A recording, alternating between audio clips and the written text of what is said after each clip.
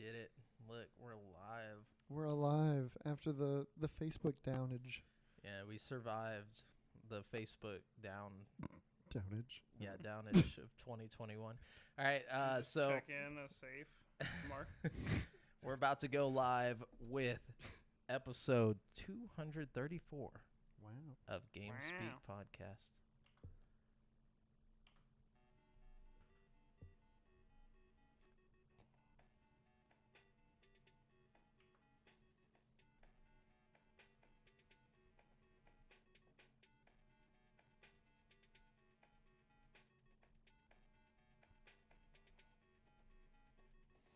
Yo, yo, yo, and hello and welcome to the 234th episode of GameSpeak Podcast. New episodes go up for free feed subscribers every Wednesday in audio format on Apple Podcasts, Stitcher, Google Play, Spotify, and all of your favorite podcast platforms, as well as in video format on YouTube, so you can see us in stunning high definition, where we need you to hit subscribe and click that notification bell. We are now streaming live every Monday at 7:50 p.m. CST on twitch.tv/GameSpeakPodcast, youtube.com/CreateForSanity, and facebook.com/groups/GameSpeakPodcast if you want to catch the show as it happens live before anyone else. Also, be sure to join the community in the GameSpeak Podcast Discord at dsc.gg/GameSpeakPodcast to hang and talk games with other nerds like us. This show is two childhood BFFs and a brand new BFF bringing you all things video games. I'm one of your hosts, Jamel Al-Jafra, alongside Brent Barnaby Bass. I don't know where to go with that one. I didn't think about it today. That's okay. And over here we got Devin, the 7 mayor. Because, you know, isn't double sevens good in craps or something? No, that's double ones. 007 007s. So you're 007. Yeah, whatever. I don't play craps. Something with sevens that rhymes with Devin. You know, you get it. It's Devin. Hey. What's up, guys? What's up, everybody? I kind of like it that you can never get anything down for Devin. Look, And man, usually I took it for granted how hard your job is. No. Jamel. I'm saying you know, it's like you created like this whole new thing. I like it. I like the thing. I like it's this thing where I always have to have something for you, but you just never have anything for Devin. Like every time comes up on the fly, comes up with it on the fly, and then it Look. always results to like 7 or maybe even heaven. Look, it's just I hear Devin and I think 7, heaven. I don't know. That's all that 11. comes around. It's 11, 7-Eleven. Yeah, last week was Look, 7-Eleven. Look, it's just better not. as long as it's not Dragon Fucker again. You know, I'm fine. or Devin Big Dick or something like what was it? Something like No. That one I'm okay Look, with. big dick is a lot better than what I could be saying. Okay, it's better than like. he could tell the truth. Whoa, hold on, Jamel. Dude. Wow, I didn't know I was gonna, come here today and just Gosh. get Welcome my to ego GameSpeak Just Roastcast. Just getting berated over here by Jamel. Yeah, welcome to the roast. All right, who's up next? No, but anyway, so what you boys been up to? Watching a lot of shit, actually. Really? Yeah, watching a lot of stuff. Squid Game. Oh, Like nice. it. Oh, Nice. yeah. How far are you? 7 episodes. Oh, 7? yeah, you're at the end basically. There's only Is 2 it? episodes left. Oh, okay. Yeah. You gotta I go figured finish that shit, man. Did you finish it, Brent? Yeah. Dude, I told you. How'd you like it? Hey, when you're right, you're right. You know what I'm You saying? know, I did think at first I thought the hype was misplaced, but it lived up. It Yeah, lived up. definitely. For sure. I definitely. It's still living up. It didn't take me long to get into it. I didn't, at no point was I like, oh man, this did not live up to my expectations. Like it far exceeded my expectations. Like at almost every instance. Like I really enjoyed that show a lot. I've been thinking about it a lot. Did you watch it dubbed or subbed? I watched it dubbed. Okay. What? Yeah. How is it dubbed? It's not bad. Really? Yeah, I've heard it's one of the better like dubbed shows. I've on only Netflix. found a few live action shows that I could stand dubbed, and that's one of them. Nice. I tried to watch one show, live action show dubbed, and I couldn't. So I didn't even. You get over it I hadn't after a even minute. tried to watch this one on. They did a on great dubbed. job. Well, it helps that half the characters have that fucking mask on. You know what I mean? So like you Oh. don't see their mouth even. You know what I mean? I didn't think about that. Now, Brent, if you're done with Squid Games and you want something very similar and just as good, watch Alice in Borderland. So, you're not the first person that's told me that. Well, people had been telling me that, or like I'd been seeing people talk about it on Facebook, and I was like, fuck it, man, I really want more Squid Game, so I'm gonna watch this Alice in Borderland, and it's exactly like it's just as good. It is just as good. It's just like as quality good. wise. Quality wise, it's Japanese instead of South Korean, but it's like just as good. Oh, that sounds even better, honestly. Yeah, it's based no on offense to the South Koreans. Yeah. I just love me some Japanese people. You know what I mean? Yeah, Alice in Borderland's based on a manga, so like it's like an That's adaptation. one thing that's pretty cool about Squid Game to me is it's just its original piece of work. There's not some Yeah. kind of book it's based on or movie or We don't have this to or listen to all the that. people It's gripe not about some how reboot yeah. of some bullshit. It's just Well, I didn't know it was an adaptation. I just watched it and like I got so into it, I started Googling it, and people were like, "It's an adaptation." Or yeah, whatever. and I don't have any problem with But that. there was it's never just an nice anime to know done? that there's like something out there that's original these days. You know what I mean? Like Yeah. I think I that's why mean- Squid Game is so popular because it's just like so fresh and original. I don't know. I think it is games with an S. I think it's just Squid No, Game it's just game. I think. Is it just Mhm. Squid I'm Game? pretty sure. because it's I'll look just it up. referencing the singular game that they play. Really? Yeah. I gotta check this out. Hold on, because I've been saying Squid Games this whole time. That's an What easy. an- Well, it what is. an It, idiot. Wow. it makes sense. Wow. Time to roast Jamal Brent. So Oh, dumb. so Dude, Jamel, if you want a cool video, go on YouTube and look up I watched this video about like things you missed during Squid Game. I won't talk about it in front of Devin until he finishes it, but you should definitely check out that. Is there like secret stuff happening? yeah, secret stuff Ooh. that you missed the first time around, and you'll be like, whoa. That Okay. shit, it's really interesting. It's like a 10-minute video, but you'll be like, holy shit, I missed so much. That's what's up, man. I'm gonna check that out. I think they really did a good job at building that world. How you said it was original. I don't think it's very original. Okay. I mean, not necessarily like they got like Saw and stuff that's similar, I guess, but and like Battle Royale, like there's a lot of stuff that's similar, but it's just done so well. You know what I'm saying? It's like if you like Battle Royale was great, but it's not as good. it's not this. as like multi-layered as this. Yeah. The problem with Battle Royale is it's like a fun premise and it's like an interesting story, but it's pretty simple. It's I mean, pretty- it's yeah. it's just Battle Royale, And then Hunger Games. Hunger Games was too PG, you know what I mean? Yeah. Like, and it was okay at best, you know what I mean? The movie. Yeah, you you know were what I never mean? like worried that somebody's head was gonna explode. Yeah, you know? exactly. I don't know. There was that one person that got killed by the wasps. That was. Well, again, okay, in the book, Yeah. it was way more gory Yeah. and like I don't know. But in the movie, you knew they're not gonna do this to a bunch Yeah. of kids. But see, the thing Yeah. is, like, it's not even that with Hunger Games. Like, I mean, not Hunger Games, Squid Squid Game. Game. You have that layer of like, okay, all this shit is happening, all this, mystery, blah blah blah. But then you got the little cop guy doing his thing, which Yeah, is yeah. super interesting. You know what I mean? You've got like The stories with the organ main harvesting. each main character has their own like interesting thing going on. Like I don't know, it was just all really interesting to me. Like when they go back to their own life and stuff for a second, and like, Possible spoilers. no, it's the second episode. yeah, you it's know only what I the mean? second episode. But like yeah. that part was interesting to me because it's like you see everybody's like it's just so much deeper than other shows of the same nature. You Yeah. know what I mean? Like I don't know. It almost has like a feeling of like, oh, okay, so they really are choosing. Also, I'm sorry. No, it's just like it's not so Saw-like where it's like, oh, they're all being forced into this. Yeah, you no know? Yeah. choice So- at all. Yeah. So you almost don't feel as bad, but then they do their characters so well that you still feel bad. Like Yeah. you still like, damn, like this sucks. So it's like, but it's great. It's just really good writing, I think. The writing for sure, and also the twists. At least like 2 or 3 twists at the end that again I won't spoil. Oh yeah. But it's like, I mean, it's just, it all wraps together really nicely. It's a nice, complete package. Like, when you're done watching it, you're like, man, that was really satisfying. But also, like, we could do season 2 if we wanted to. You know Yeah, what I if mean? they I wanted don't to. know. Like, But the interesting thing about the whole show is that apparently they had been trying for 10 years to get this show like greenlit. really? Yes, and like everybody just kept turning them down, and it's like I want to see all the dumb like people who turn this show down like right man, now they're as they're just kicking like themselves. ripping shit like in their living room. They're like, why?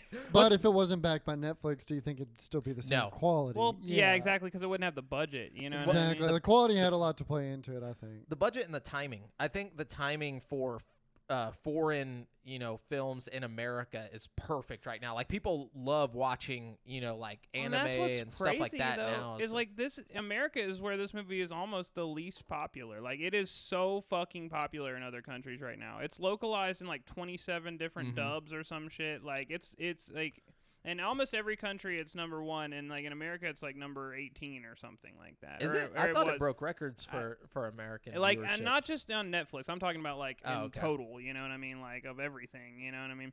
But I do think it's breaking records and stuff. But I think it's doing significantly better in other countries. Yeah. Which is weird because it's doing so well here. You know what I mean? To think that it's doing better in other places is like it must really be fucking killing it just worldwide. You know Oh, what yeah. I mean? I've been Like, seeing a lot of people who I would never take for watching a foreign film, like raving about it. watching Yeah. it. Yeah. Yeah. A lot of people. It's like all the internet's talking about right now, but it's already been out for like 2 weeks now.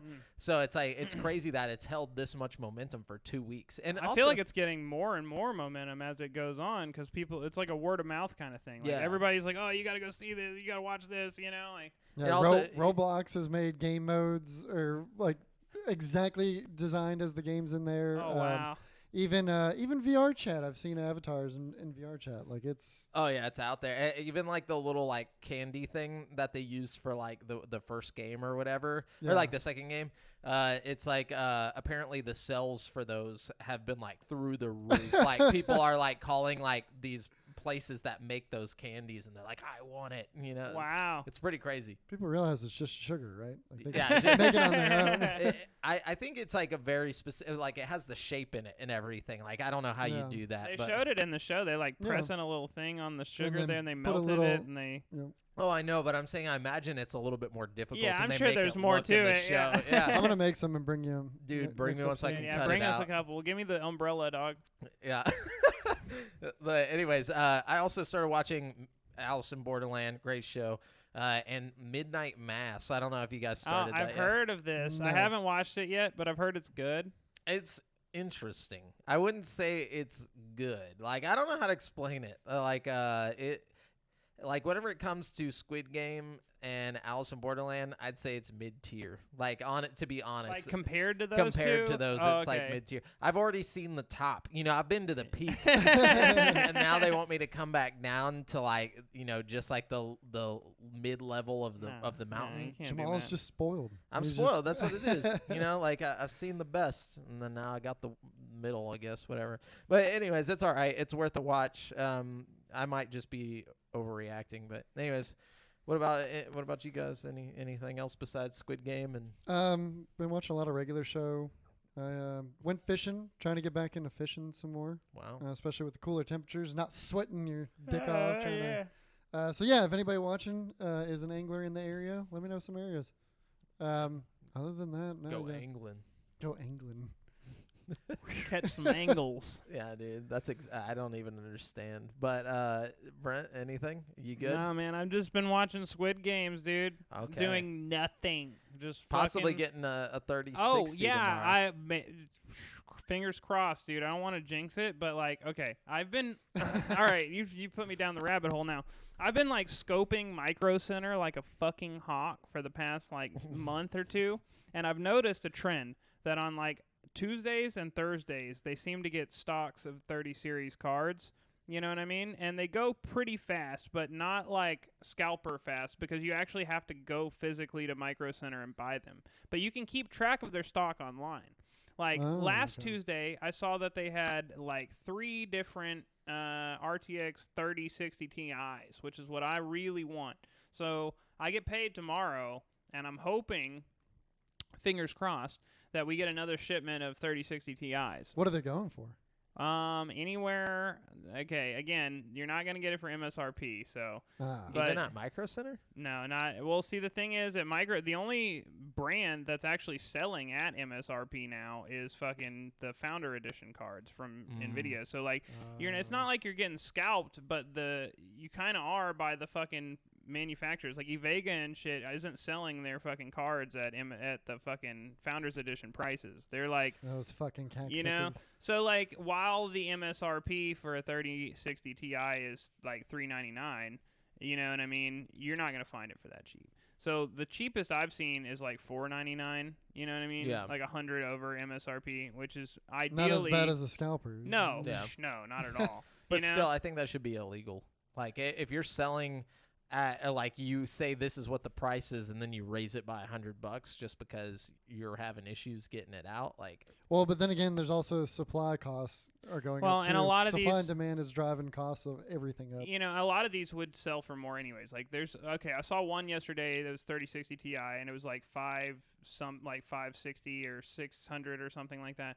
But it had all kinds of cool shit. Like it was like a solid titanium body or something, and it had like, you know, RGB all over it. It was like, you know, fancier than your standard card. It wasn't just like a ugly fucking thing you'd stick in. You know what I mean? Yeah. So like some of them are like, you know, I'm sure a little bit of it is like material costs and stuff.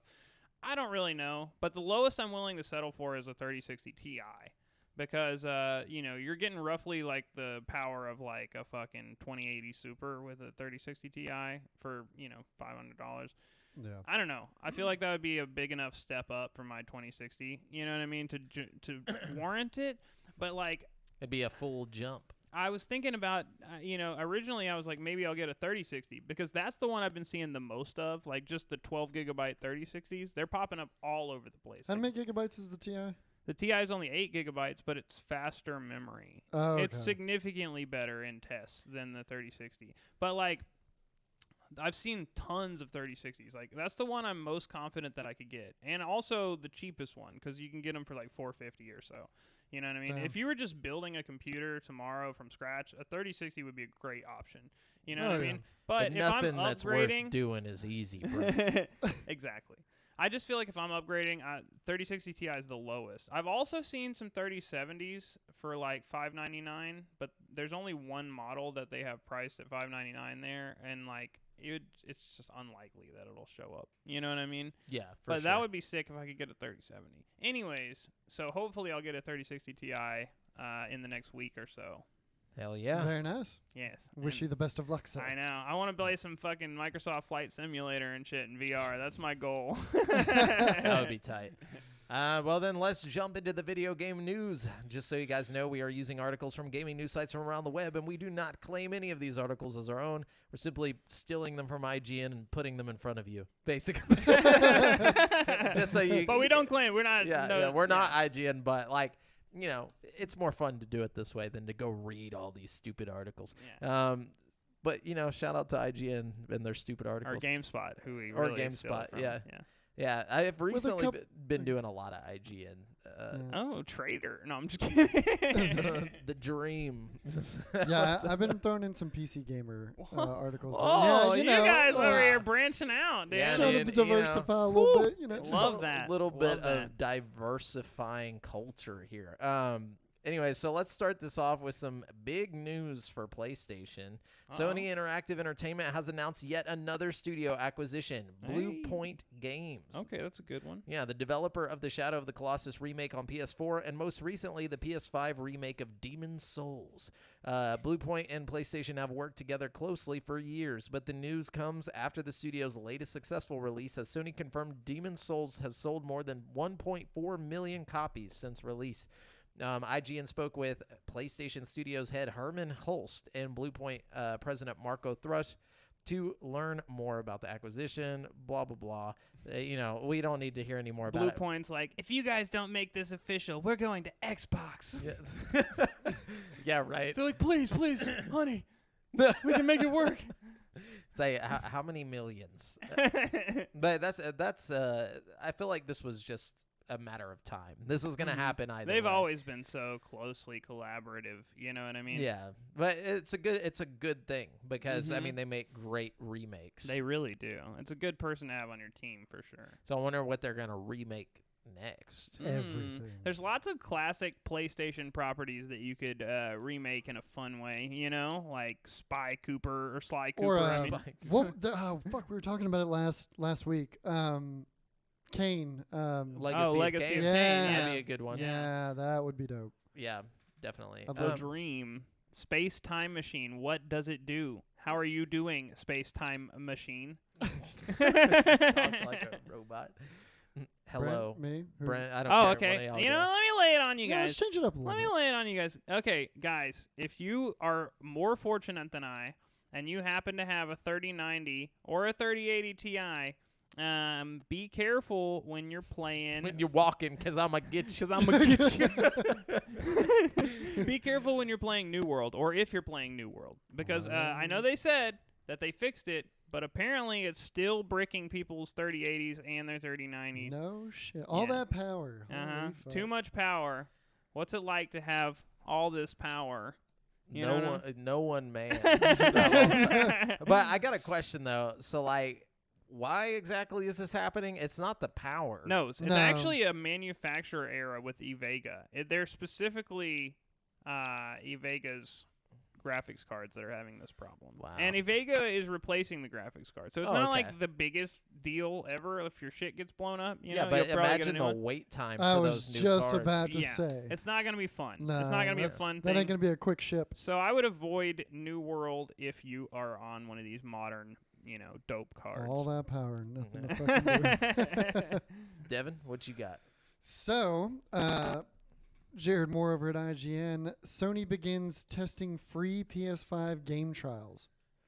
So I thought this was pretty interesting. Sony's Okay. begun testing free game trials on PlayStation 5, allowing users to play a few hours of gameplay before purchasing them. But it's not a perfect service just yet. As spotted by Eurogamer, the trial feature appears to be available only in the United Kingdom right now and currently includes just 2 games, Death Stranding's Director's Cut and Sackboy: A Big Adventure. Okay. So that's basically... what makes it not Oh, perfect? yeah. That it's only available in probably- UK? However, the actual amount of time that the players will end up spending in the game is likely to be considerably lower. Oh, I just offers 5. Oh, they offer different times. So Death Stranding Director's Cut gives players up to 6 hours of free gameplay, while Sackboy offers 5. However, the actual amount of time that players will end up spending in the game is likely to be considerably lower than that. In a decision that's likely to affect players differently depending on their internet download speeds, the trial period for each game has been set to trigger from the moment that you select download trial Wow. on your console or So add to basically- library from the web. Who So thought I'm that pretty was a much good idea? fucked. Yeah, I can't. By the time it downloads, I'm fucked. And yeah. Death Stranding's a large game too, Oh, right? it's big, yeah. Yeah, that they're gonna have to fix that, Yeah. obviously. That only works if you're Devin. But No, not even, man. Comcast's been fucking up like really Damn. bad. My connection has been extremely inconsistent. Oh, I'm sorry to hear that. Yeah, I if hate for Comcast. whatever reason this does work, though, this is good. This is the thing that we need. Oh yeah, it's a great idea. It's just I see. It'll prompt other platforms to do the same thing. Though Xbox will just give you a streamed version of their game, so you don't have to fucking download it. They'll be like, here, just stream it for like 2 hours or whatever. See how Yeah. you like Well, it. even then, if you don't have a good internet Use connection, that XCloud. If boy. you did have a good internet connection, like a really good internet connection, you could download that fast. That's a lot of game time for you to play, though. My question is, like, let's say you downloaded it in an hour or 2, right? Yeah. And you play for 4 hours. Does your fucking progress that you've Yeah. made transfer over to the real game? Of course. Okay, because I would be mad as hell if I played for 4 hours and it just fucking. It's just Well, like yeah. that at McDonald's where you're playing the N64 and it just resets like halfway. well, it's probably through just a and tells you- timer. Like there's just an expiration timer on the return. Yeah. Yeah, Yeah. so nothing would change after. I that just didn't. timer's I up. don't know if it's like a demo version of the game or something. Then when you download the real game, it's just not even going to transfer No. your save file over. Or something. I don't See, know. this is 68 gigabytes. 68. Yeah, for Death Stranding's director cut. Yeah, no. And see, this just will equate to more sales because what it is you download the whole game to then demo it for 6 hours. And you're like, fuck, I can't stop right now. So then you pay for the game and it automatically just turns back on because you've already downloaded it. Yep. So it's just a smart way to make some money. Anyways, this is by way of Adam Bankhurst at IGN. Grand Theft Auto: The Trilogy, the definitive edition, has been rated by South Korean Games Rating Board. So basically what that means is that it says the rating was spotted by those like @Nibelian on Twitter, and it appears to confirm Kotaku's report from August 2021 that said these remasters, all of which would be remastered in Unreal Engine, are on their way to PS5, PS4, Xbox Series X and S, Xbox One, PC, Stadia, mobile devices, and even the Nintendo Switch. Which did it say which Unreal Engine? No, it did not. I mean, What if we get some Unreal 5 remix? They would have had to do that really fast. Like, But Kotaku noted that these games were in their final stages of development and would use a mix of new and old graphics. It was also, but blah blah blah. The point is that it's been rated, and I'm pretty sure we're gonna get it this month. Like very soon. Very soon. Like in time for the holidays, like they do with all their other releases. Yeah, I'm cool with that. It says it would be released around late October or early November. Nice. Man, sweet. Yeah. This is shaping up for a pretty good month for games. You know. Yeah. Even with all the delays too, there was supposed to be even more coming out. In this holiday season. Yeah. And it's still pretty solid. We're about to like get a lot Forza, of this. Forza Horizon 5. Oh yeah. And Halo. And fucking Resident Evil 4 VR. Fucking like What was that? When was that? The 20th? October 12th or some 12th. shit. It's like 12th? right around the fucking corner, dude. Next week. Yeah, dude. Like we going in, dude. I Oh, cannot man. wait for that. Yeah, like I'm definitely getting that. Honestly, I'm fucking so hyped about that shit. And there's other things too. The Song in the Smoke game is Back for coming Blood? out. Back for Blood is On the coming 12th, out. yeah. Man, dude, it's a good month for And fucking Back for Blood games. is coming straight to Game Pass Game as well. Pass, yeah. And Day there's one. something else coming out, but I can't remember what it was. I'm sure Jamel will tell us at some point. Oh, Call of Duty Vanguard. Oh, is that? No, that's November. November. Oh. I was like, what are you still. talking about? I didn't give a shit about it. It was the whole joke on that. Yeah, but- man, there's something. In October? There's something important that's actually. Hang on, let me look up everything that's coming out in October. Somebody else go. All right, Devin. Okay. So, okay, first of all, two things. So I'll just throw this in there. The open beta for Battlefield 2042 is going to start the 6th, and then if you pre-ordered it, it'll start the 4th. So that's pretty exciting. Oh, Wait, sorry. Not the Alan Wake 4th, the 5th. Remastered fucking comes out in like a day or two. Fucking Nickelodeon All-Star Brawl comes out this month. Far Cry 6 comes out this month. That's right. Crisis Remastered Trilogy comes out this month. Dark Pictures Anthology House of Ashes comes out this month. Marvel's Guardians of the fucking Galaxy comes out this month. It's going to be a crazy month, dude. Like, dude, I'm sorry. Fucking. It's going to be legit. That's some bangers, dude. Like, what? Yeah, dude, not enough money. Oh. Not enough money. Not enough money at all to get any of this fucking. Good thing none of it's on Game Pass either. Oh, That's all like. There's that new Fatal Frame game is coming out at the end of the month, too. Fucking for Switch. I doubt that's going to be good. The fact that I haven't heard shit about that, like, is since they mentioned it, like, there's Still, cult classic Fatal Frame, Yeah, getting yeah. a sequel. That's true. Still a That's true. big deal, No. Yeah. Unless it's a 4 out of 10. Just kidding. No, but Terrible ratings. Wait, Oh yeah, so Battlefield 2042 open beta, it starts on the 6th. I'm pretty sure pre-order beta starts today, possibly. God dang, man. The article that I have though is IGN with Morgan Park. DICE says it will show no mercy to Battlefield 2042 cheaters.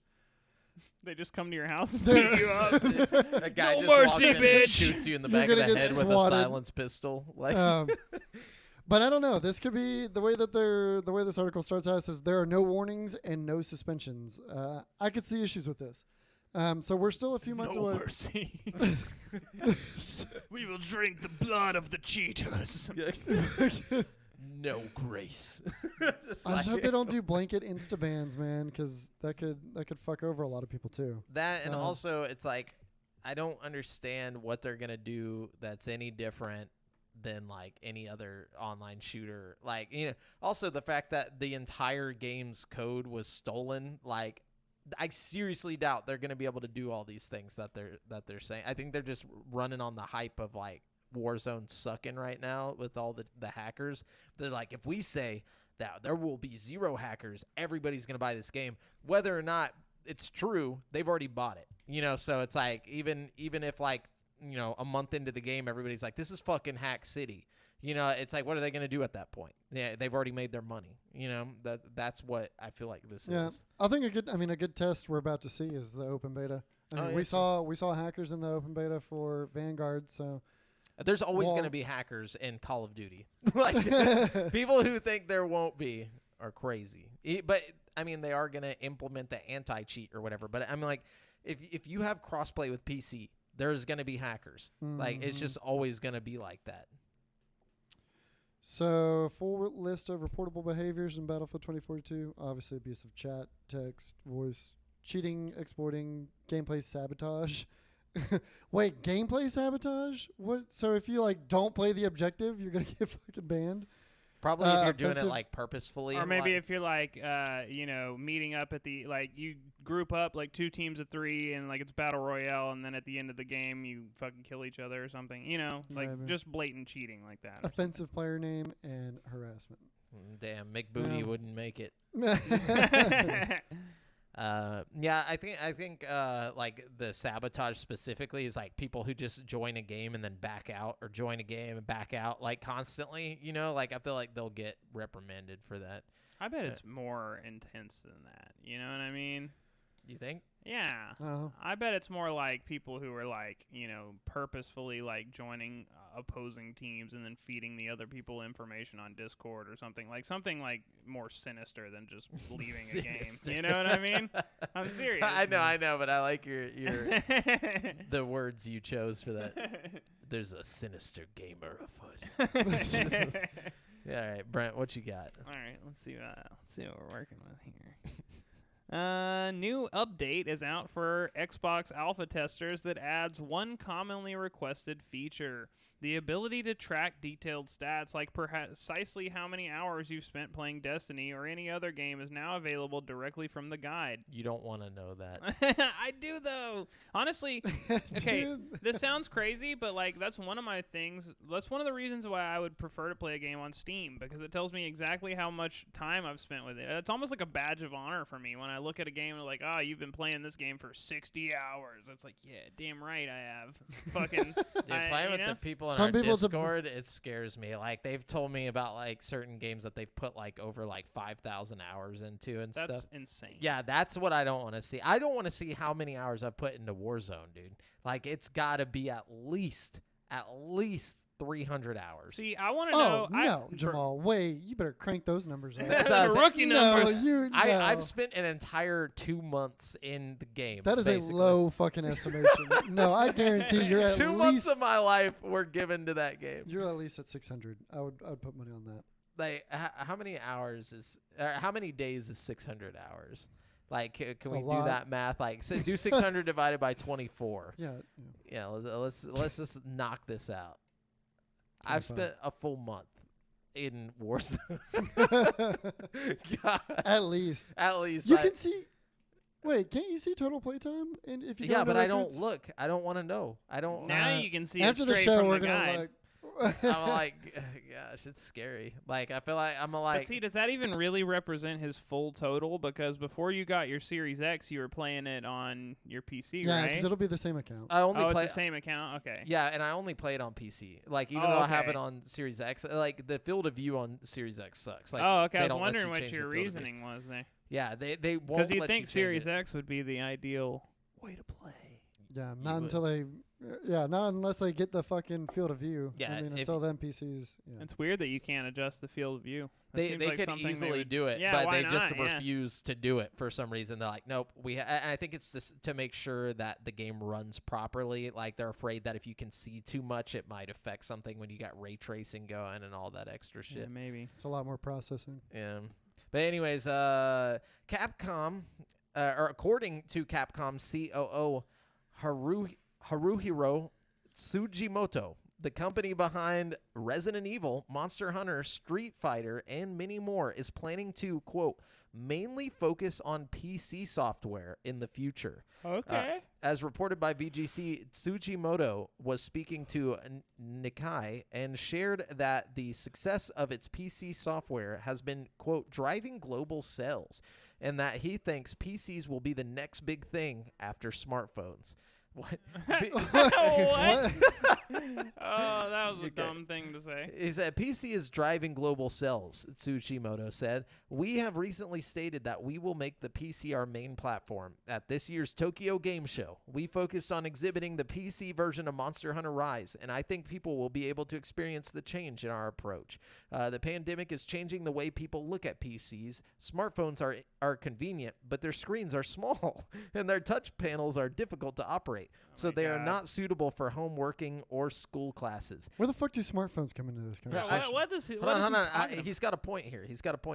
He said, so they are not suitable for home working or school classes because a lot of kids are at home, like, learning from home. Okay. He's like, I think PCs will be the next big thing after smartphones. Who made these statements? This is like the COO of Capcom. No, I'm saying, like, who made the statement in arguing for smartphones for home work and shit? Like, I want to know who just asked me.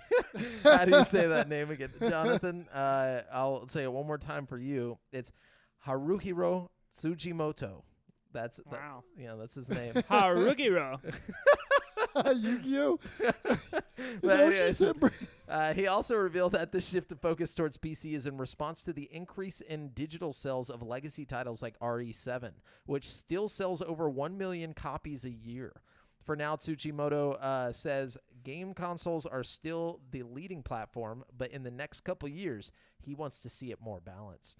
Frankly, I feel like the hype behind Resident Evil 8 was probably driving the sales for Resident Evil 7 there a little bit. Most likely. But, whatever helps you sleep at night, Tsuchimoto. Well, it's kind of Yu-Gi-Oh! Yu-Gi-Oh! It's kind of odd hearing it come from them, though, because when I think of Capcom's games, I think of, like, they're very heavily console, in my opinion.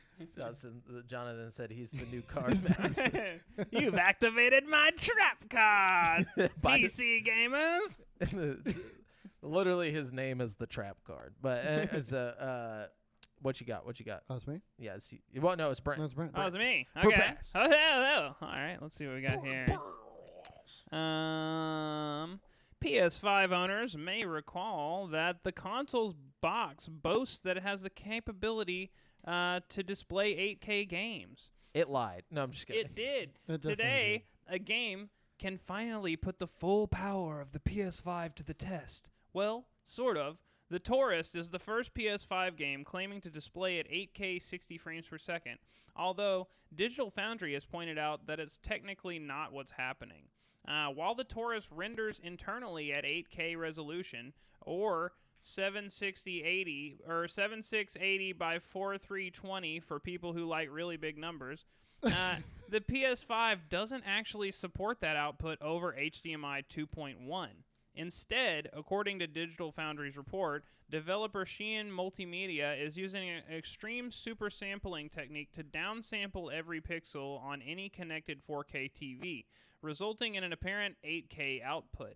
The developer also promised that if Sony were to eventually enable 8K output on a PS5, it would release a patch allowing the Taurus to display without downsampling on an 8K TV.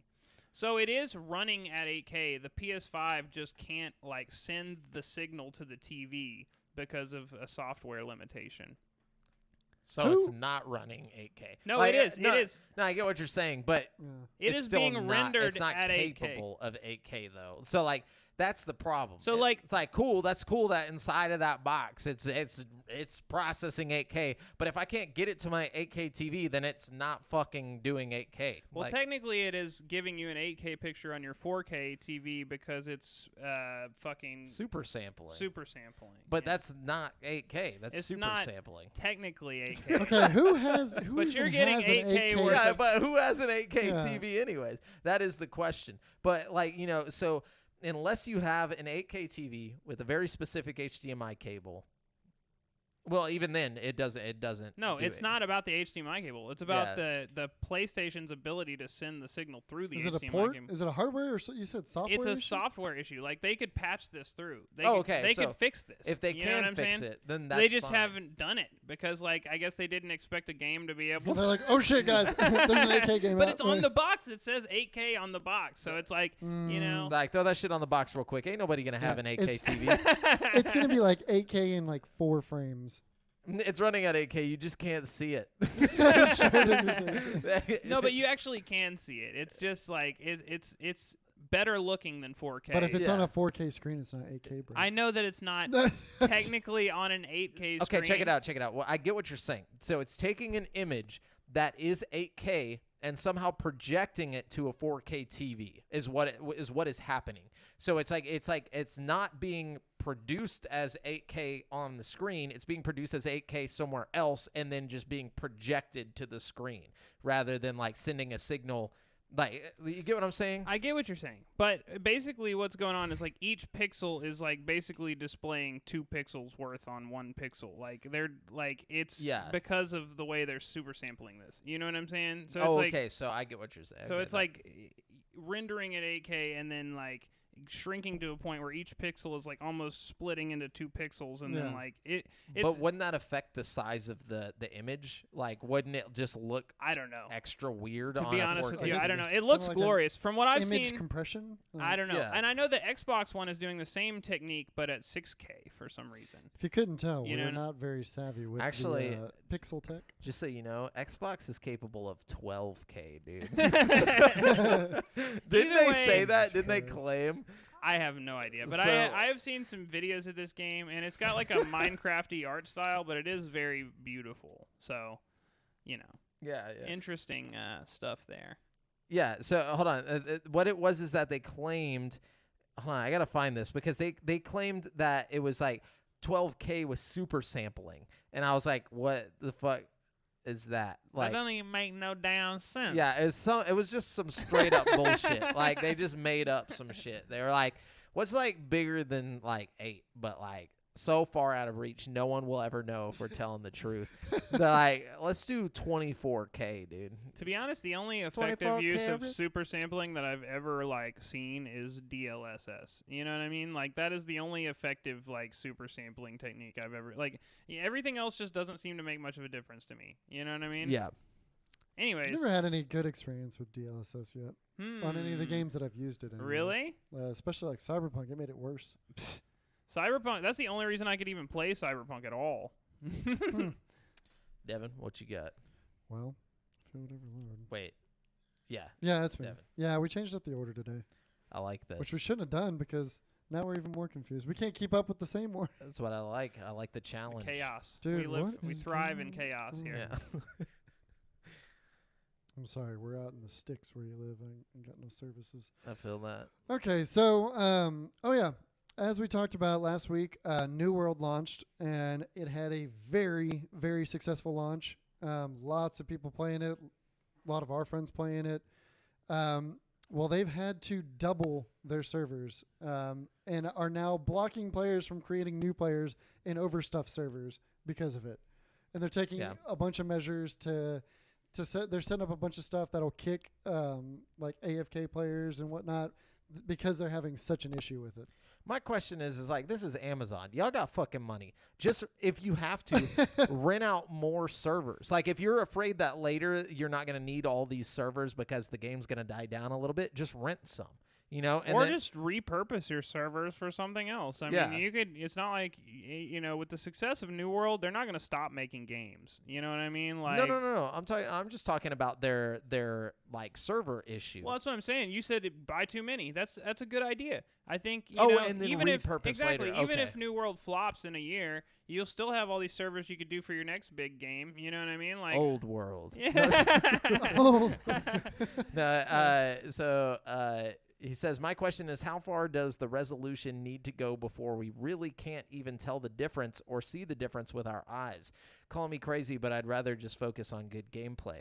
You're not wrong, but I think the eyes and the difference, like resolution will always be able to tell a difference. It's whenever it comes to like frame rate and stuff where like you reach a point to where your eyes can't tell. Not necessarily. I mean, when we're talking about resolution, we're talking about the size of your screen and the pixel density on the screen. And I'm saying if you increase the pixel density, at a certain point you won't be able to tell. I mean, like if you're looking at a 30-inch screen, at some point you're not going to be able to tell how many, know, like if you keep going up in resolution, like there's only so much before it's just microscopic. You know what I mean? Well, and like to Jamal's point, it'll be a combination of the two that's going to bring us to that, like the uncanny valley. yeah. I mean, at one point, if the resolution and the frames keep going up and up, it'll be the same as looking out a fucking window.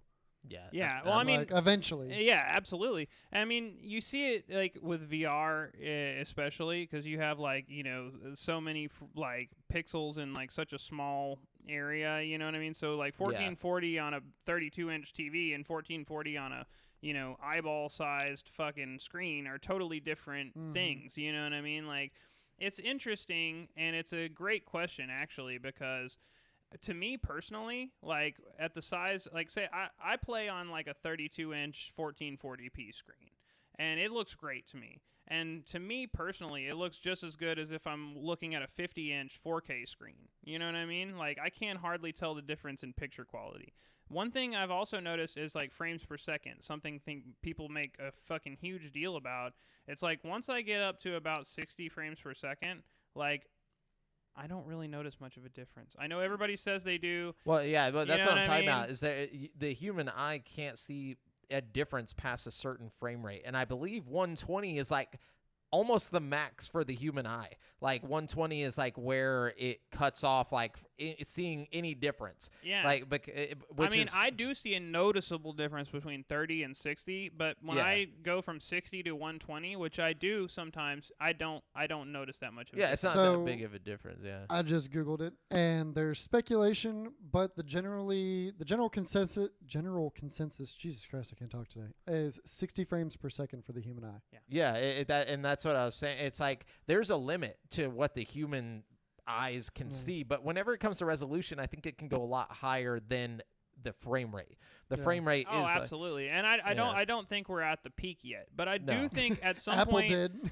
at some With point the we Retina. will be. At some point it's going to be like if we keep going up in resolution, it won't make a difference unless we have like 80-inch TVs in our house. You know what I'm saying? Like, but that's whenever. But by the time I feel like we reach that point, we'll be, like literally jacking ourselves into the Matrix. Like it won't matter at that point. Like. So then would you say the visual improvement is then hand in hand with the gameplay improvement, or should we strive for new gameplay style? I honestly feel like games themselves, on the whole, haven't changed that much since the Xbox 360 era. Yeah. You know what I'm saying? Like, we as... you mean like gameplay? Yeah, gameplay. I mean, don't get me wrong. There have been, obviously, like, quality of life improvements in most games, you know what I mean? And, like...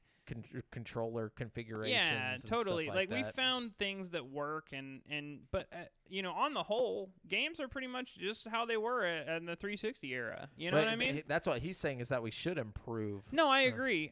But I definitely think like right now the focus is on like graphics and stuff. I feel like people are happy with the games they're getting. You know what I mean? These two things are going to be tackled by two different departments of any like studio. Mm-hmm. Like it's going to be completely different development processes for the gameplay. But he's saying like budget. He's saying like where do you put your budget to put all the money in the budget? And I agree to an extent. Like we definitely need innovators, but there's some things that work. Like Call of Duty will always be great. Halo will always be great, like in the way that it feels and plays and stuff like that. But there's genres that need innovation, and those are like I feel like RPG genres have been the same forever. Like I feel like if we can improve on those, that'd be tight. Like Fallout did for it. Fallout totally improved everything. Same with Oblivion and Skyrim, and it's just like but those games only come out like every like 6 or 7 years. Like not specifically Bethesda, but a game that changes everything, like Battle Royale, or like even the fucking mobile game that had like the worst graphics ever, the one with the little characters and what is it called? Where one's like the bad guy, and then you got to try and figure out who it is. Among Us. Mm-hmm. Among Us changed fucking games forever. Yeah, well, the thing about Among Us is it's just like it's not the most graphically impressive game. It's just like he was saying, it's the concept and the gameplay. It's the concept, it's the gameplay, and it's more the fact that it's original. Yes. There's other games out there that have done it, but Among Us did it well, and they did it in a way that brought that style of gameplay to light. It's just like PUBG. You know what I mean? I think innovation is rewarded these days, even though a lot of companies have their innovation stifled by big executives. You know what I mean? I think that's why Deathloop is so highly regarded, because it's not afraid to like take a chance and be an innovative game. You know what I mean? An innovative new game. You know what I mean? It's not just a remake of some game that was innovative on PS2. It's a brand new breath of fresh air, just like we were talking about with Squid Game earlier. You know what I mean? I don't know. It's just nice to see. It takes similar ideas but makes them into something. You know, it kind of like even Deathloop. It's like, the time loop thing has been done forever, but they found a way to make it interesting, with good characters. And make it their own. It's not just like the same exact it's like very similar to the Majora's Mask mechanic, which is like the only thing I would really compare it to. Like, it just feels a lot like that, but at the same time, it's a first-person shooter that's super fast-paced with, like, it's just its own thing. It's crazy, like. Yeah, we need to stop making roguelites. No, I'm just kidding. Unless they're like, we need to stop making roguelites that aren't like Hades. I feel like every roguelite should be like Hades, dude. I've tried so many roguelites. Fuck roguelites. After I played so many trying to chase that Hades high, dude. None of them are as good as Did you try Dead Cells yet? Yeah. Okay, we'll talk about it in later. a second. Anyways, so more news. Konami has announced an indie game contest that actively asks small developers to make games based on some of its classic series, including Gradius, Ganbare, Gomon, and many more, which I don't know any of those except for Gradius. But Konami's action and shooting game contest asks indie creators to plan and develop new action games and shooters based on past Konami titles. The rules allow for creators to make remakes or sequels. They can pick out a single character or mechanic from a past title, or even change or combine genres that may not have been in the originals. Through the collaboration of indie creators and Konami, these new works could potentially become commercial products. A video outlining the contest was published by Konami. This contest is sponsored by Konami and held in cooperation with Shueisha Game Creators Camp, a project to support game developers. The contest began September 30th and will run until January 6, 2022.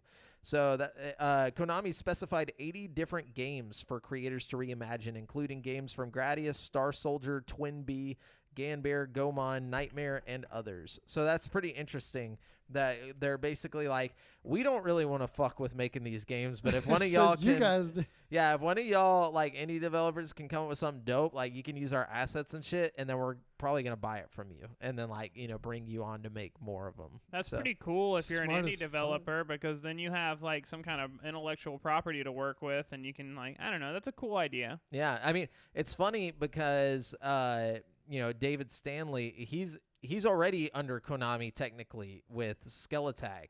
You know what I'm saying? We should tell him to join this contest. Get some art going. Yeah, it's like he's already got the jump on Konami. He might as well just make one of these games. Hey, we need to get him doing art for our boys over at who's that? Who made the Adventure Pals, dude? We need to get them teamed up together. And then they make a Konami game. Aw, dude. I'm telling you, dude. It's over. It's over. Look at us, producers. Yep. That's what we are. Anyways, so who's next? Brent? Oh, okay. Let me tell you about some good news. This is one I'm actually really excited about. Let's see. It's now October, and Layers of Fear developer Bloober Team is getting in a spooky mood with the announcement of a brand new Layers of Fear game.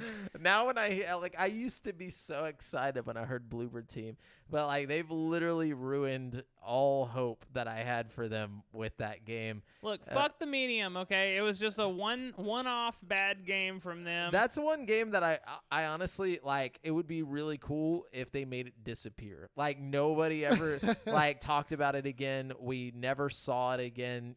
Even thought about it again. Look, but outside of that, like, they got some good games. Okay. It was a bad game, okay? The medium was a bad game, all right? Look, they can't all just be the best game ever, you know what I mean? They shouldn't be the worst. I'm excited about the new Layers of Fear game. I like both of the original Layers of Fear game and Blair Witch, which was more along the lines of Layers of Fear than I like Blair Witch, yeah. You know what I mean? So I've got a good feeling about this, and it should be in Unreal 5. So we have an Ooh. Unreal 5 game coming. Should be spooky as hell. And it looks like it's going back to the story of the original game. It showed like the same kind of art easel from the original game. So it'll be interesting to see what they do, for sure. Yeah, dude.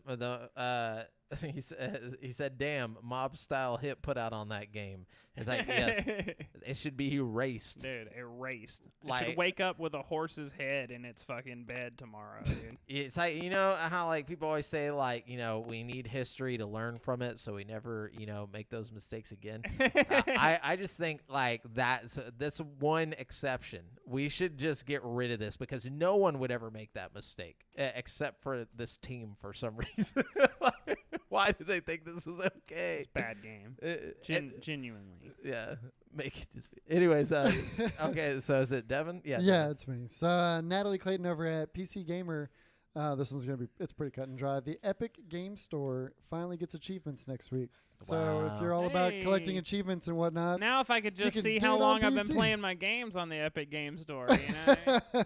that's the only feature Brent cares about. See, I like achievements. I feel like achievements are a good it's like a gold star. You know what I'm saying? Yeah. Like, I always get excited when I'm playing on Game Pass and I hear that like achievement Bling. noise. Yeah, dude. what bothers me about it and makes me really sad is whenever I get like one of the diamond achievements, you know, like it'll pop up and it's a diamond or whatever, and it only happens when I play Xbox games, you know, which is really depressing because I go and I look up what the diamond thing is, and it means that less than like 0 point something % of people got this achievement.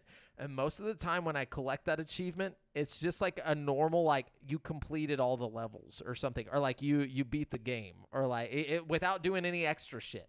And I'm like, so nobody beat this game? Like, what is happening? Like, but that shit happens a lot. Like anytime See, I more play on Game gamers are Pass. like me than y'all realize. Just too ADD to finish a fucking game.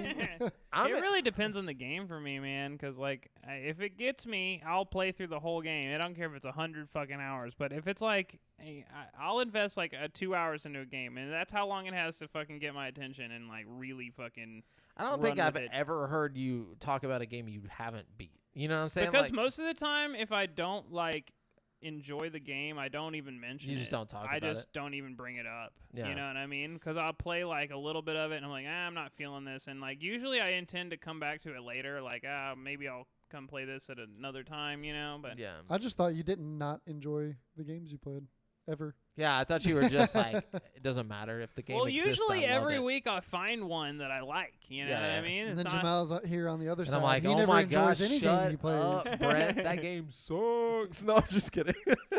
But yeah, it is yin.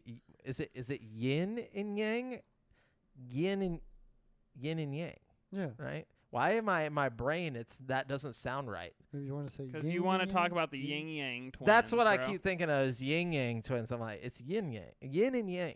Anyways, so Petey Oneto, cool last name there, says, along with losing director Chris Columbus for the Five Nights at Freddy's movie, producer Jason Blum says series creator Scott Cawthorn still hasn't agreed on a story after 10 scripts. I'm sorry, that dude's name was Chris Columbus. Yeah, man. He yeah. directed the first 2 Harry Potter movies. Yeah. It's just kind of, Christopher Columbus. Yeah, Just kinda- I get it. Wait, Okay. wait, you mean You like never heard of Chris Chris Columbus? Columbus, Yeah, the director, before this? Like the one holiday that we used to quotations. This is your first encounter with the director Chris Columbus? I guess I'd never heard his name before. No, never come up in anything. Yeah, Christopher Columbus definitely made quite a few good movies, and he Discoveries. discovered America Yeah. at the same time. And so Bloom revealed the news in an interview with a Collider. He said Cawthorn hasn't agreed on a story, and his production company can't move on without Cawthon's approval. Quote, we've written multiple scripts, and we've got where we're threading a needle, which is doing justice to Five Nights at Freddy's and making Scott Cawthon happy. Bloom said, the only way that we would go about it is giving Scott. I don't want to do something that Scott doesn't like. Let me say that a different way. I don't have the right to do anything Scott doesn't like. basically Scott has kind of like the equivalent of Final Cut, and it's taking longer than I hoped to get the right story. So, yeah, that's what's happening with the Five Nights at Freddy's movie. So it's not happening, basically. Okay, great. That's probably a good thing. Well, at least we got the Nicolas Cage movie that's basically Five Nights at Freddy's. Okay. Microsoft's Tokyo Game Show event took place in Japan this week. And one of the big announcements was that Bethesda's Starfield will be localized into Japanese as part of Bethesda's largest translation project in the company's history. More than 300 actors recorded over 150,000 lines of dialogue for the game's localization for Japan. Oh my gosh, I'm playing it with subs, dude. Dude, for real, I'm gonna play it like an anime, dude. You can watch Bethesda's Todd Howard talk about the localization effort in a new video below, which I guess if you were on their website. I can tell you why this happened. That's Xbox's fault. Xbox is like trying so hard to fit in Japan. Yeah, they're trying to get like people to buy Xboxes in Japan. That's like the main thing. Like they've never had this much success in Japan. I was about to say they are already doing better than ever in Japan right now. Mm-hmm. And so now he's like you know, Phil Spencer's like, we're gonna jump on this. Anybody who's in our like group here at Xbox Studios, like you guys are making fucking, you know, Japanese voice acting happen. Dude, have you noticed all the JRPGs popping up on Game Pass and stuff dude. too lately? So many. They're really we just got going. Scarlet Nexus. Yeah. It was like a day one. Yeah. That's crazy. But good news for Xbox. Devin? Oh, wait, did you have more, Brent? Sorry. No, that's it. I cut you off. No. That's So Tyler Wilde over at PC Gamer, Facebook went down for hours today, affecting Oculus headsets. Oh, I didn't try to play my Oculus. I was going to ask you guys earlier. that. I was literally going to ask you. I was like, I wonder if their Oculus went off, and I forgot to fucking text you guys. But so I kind of, that kind of. Did you try to play yours? I did earlier before I came. Did it work? But Facebook and everything was already back up. Yeah. Oh, okay. So Facebook is recovering from networking issues that took down all of its apps for hours today. There we go. So Facebook users from around the world are unable to access social network today, seemingly because the domain name facebook.com has temporarily gone missing. The outage began at 8:30 p.m. or a.m. Pacific, continues nearly 5 hours later. The error. Wait, this is just about the Facebook. Yeah. Hold on, let me get to the Oculus shit. Okay, Facebook owns VR headset maker Oculus and controversially requires Oculus Quest users to log in with a Facebook account. In numerous Reddit threads, many Quest owners say that they have been able to use their headsets during the outage to play VR games on Steam, for instance, but some say that they can't load their Oculus libraries. And those who just took a Quest 2 out of the box have reported that they're unable to complete the initial setup. I mean, it makes sense. Just bought an Oculus, like a Quest 2 today, and they can't fucking play it. I'd be mad as hell, dude.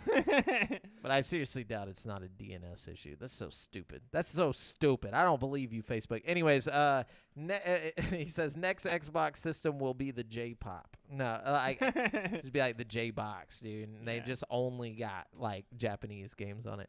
Yes. It was Joe Screbbles says Konami is reportedly working on games in the Metal Gear, Castlevania, and Silent Hill series with both internal and external studios attached. This is like the 50th time we've heard this in like a year, so let's hope it's for real this time. Yeah, we've heard it too many times for there not to be some kind of inkling of truth to at least some of this. You know what I mean? For sure. It says anonymous publishing sources told VGC that Konami is refocusing on developing games that are games within its best-loved series. Per those same sources, the first of those games will be a reimagining of Castlevania being developed primarily by internal Konami studios. Wonder what that means.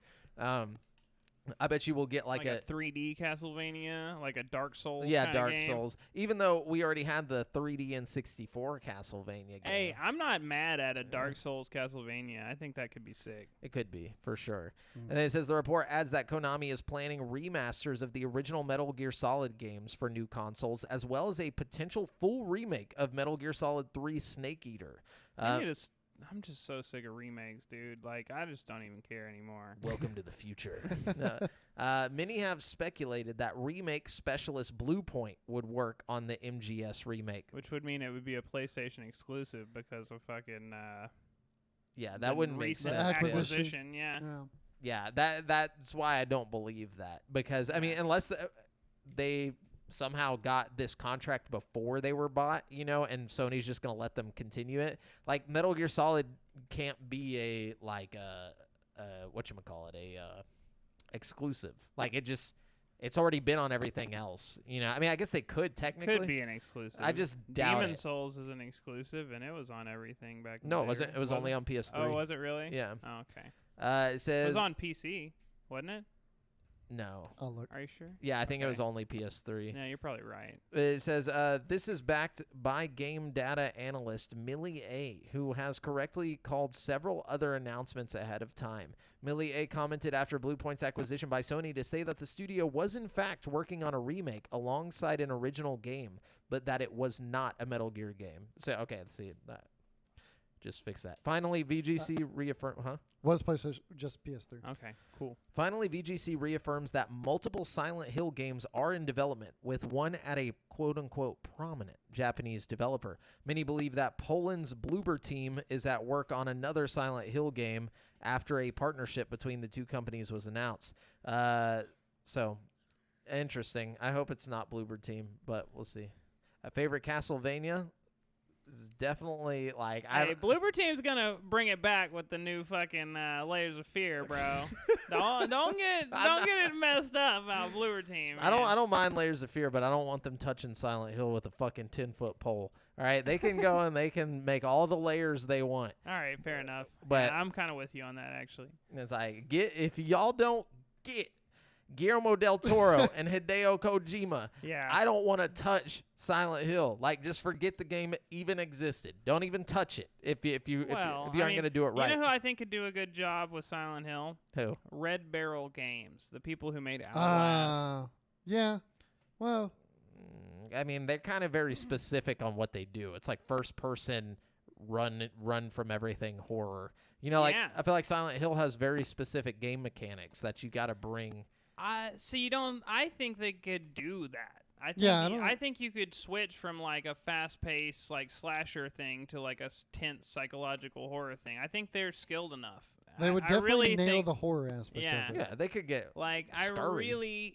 I feel like it would be interesting to see them do a more supernatural thing too, because while Outlast has supernatural elements like the ghost at the end of the first Outlast game and you know the weird ritual shit in the second one, it's kind of got a foot in the real world. You know what I Yeah. mean? I want to see one where they just let the fucking hinges off the door and just let the Hell opens. Yeah, dude, I want to see Pyramid Head chasing me down hallways that are like changing before my eyes and shit. You know what I mean? Like that would in be so VR. sick, dude. Oh, don't even Imagine getting Silent Hill by Rockstar.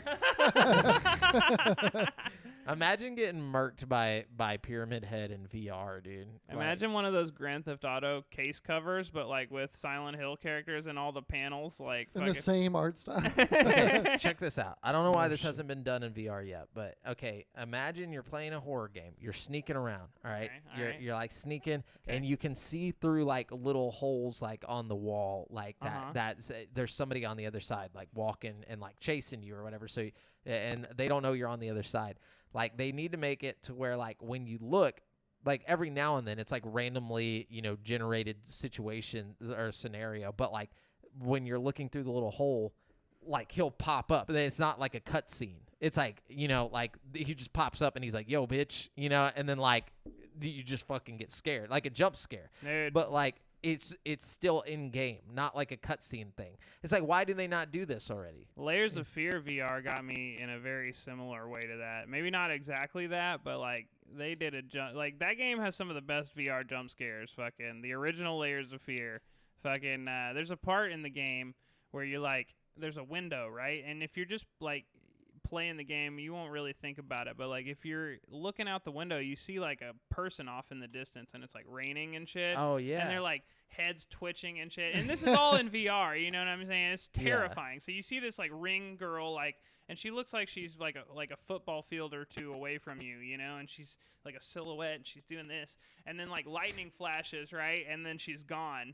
And you're like, what the fuck? And like then turn. she's right behind you, dude. Fucking, you turn around and she's just in your face, like fucking. Oh, God. I threw the fucking headset off and just stopped playing. She's dude. just I was like, nope, I'm done. I'm done with that. diabetic. And then they get you again, like less than 2 minutes later. Like you're walking down the hall and like you look in a door that's like cracked and she's right there, fucking You're like, son of a get bitch. you again, dude. It's fucked up, man. Leave me alone.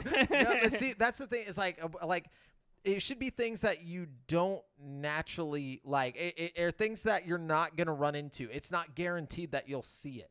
You know, Well, I think if you don't look out the window, that whole sequence won't play. Like you have to like stare out the window until the lightning flashes, or Yeah. that won't happen. See, you can that's walk what I straight mean. past that if you want to. You know I what like I mean? that. I like that idea, but I also think like you should They be. got me in I'm sorry, I have another one. They got me in Paranormal Activity VR too, because like when you first go in the house in Paranormal Activity VR, there's a mirror, right, and it's just hanging on the wall.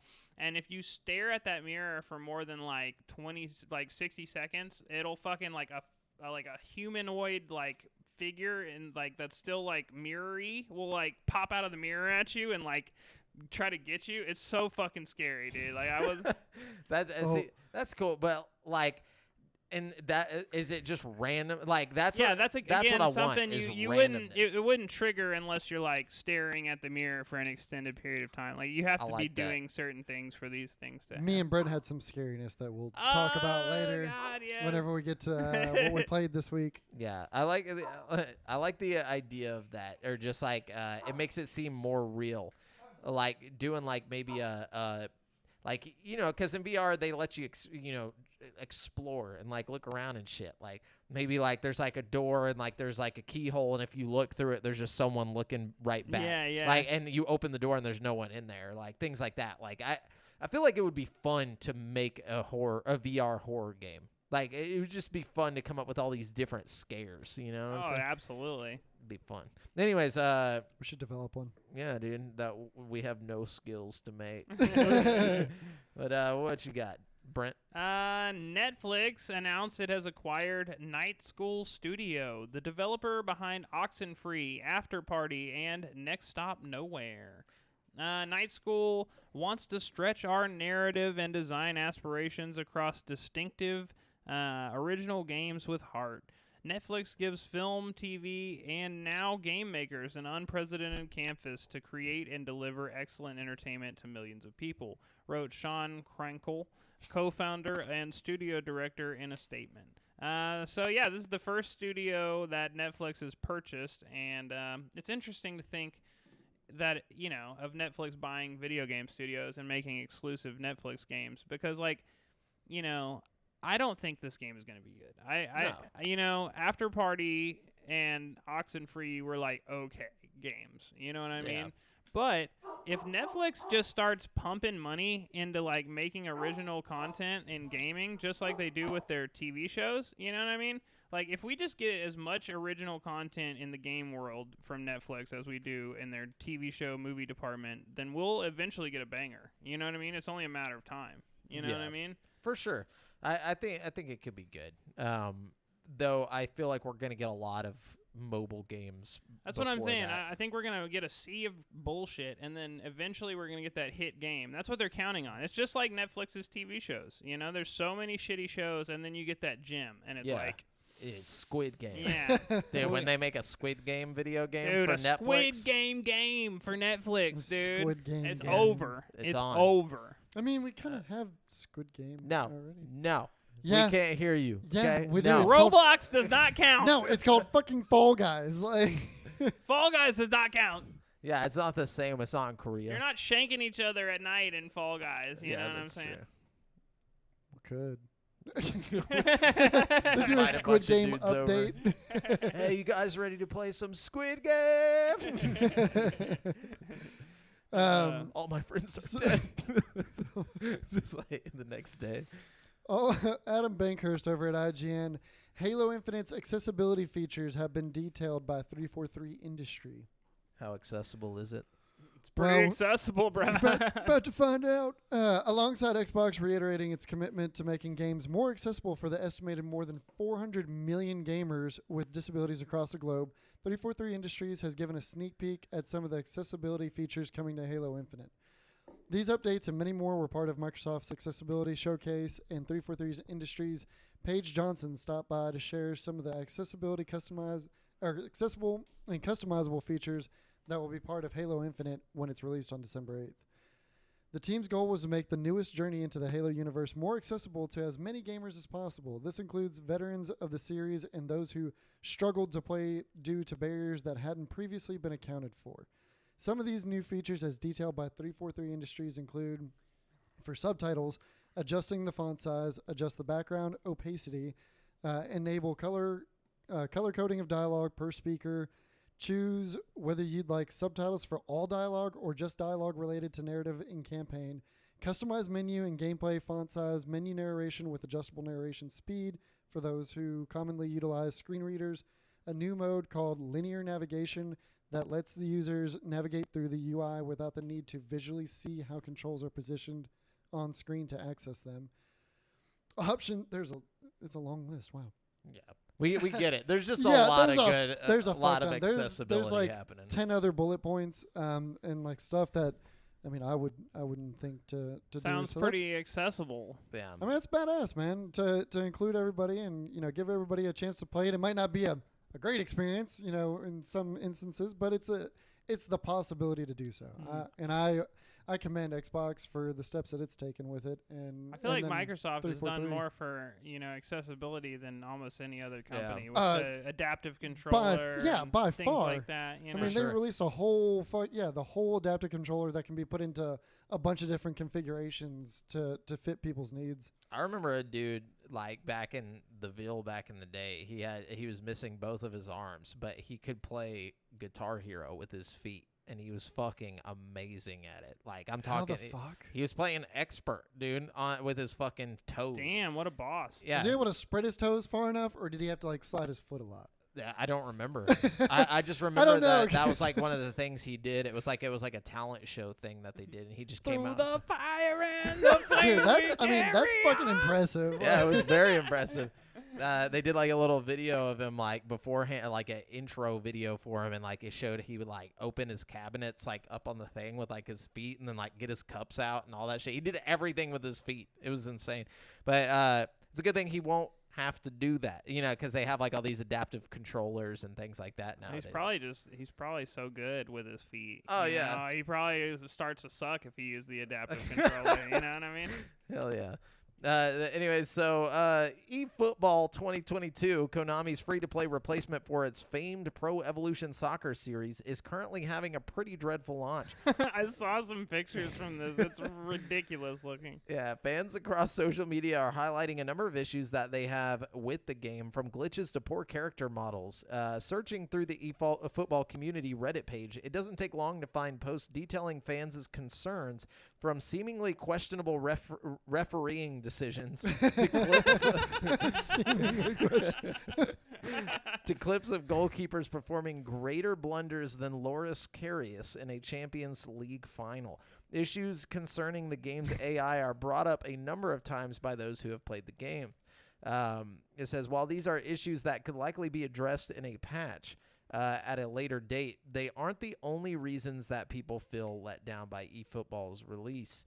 A number of posts across Twitter have criticized the game's character models, with fans comparing its animated crowds to zombies and eerie models of on-the-pitch players to those who catfish on dating sites.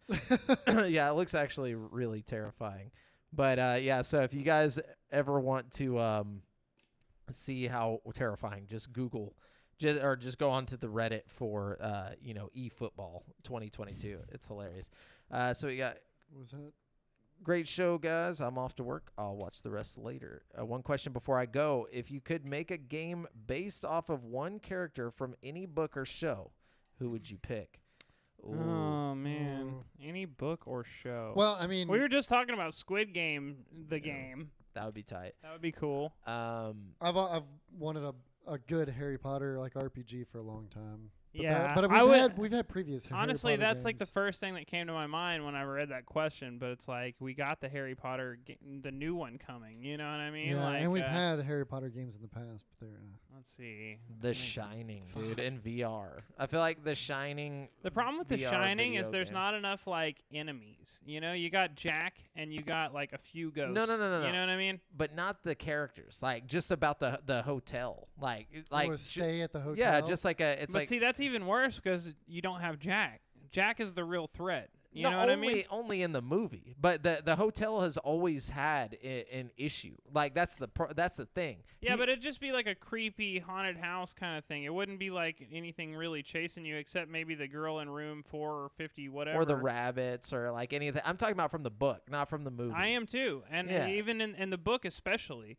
Like, nothing's really chasing them around. Like, fucking Danny's afraid of a lot of things in the hotel. But that's like, where the he's story not, comes in. But it's not really, like, attacking him, like, until they possess the dad and make the dad attack people. You know what I'm saying? Exactly. That's what I'm saying. Just because the dad isn't there doesn't mean you can't have other characters who become possessed.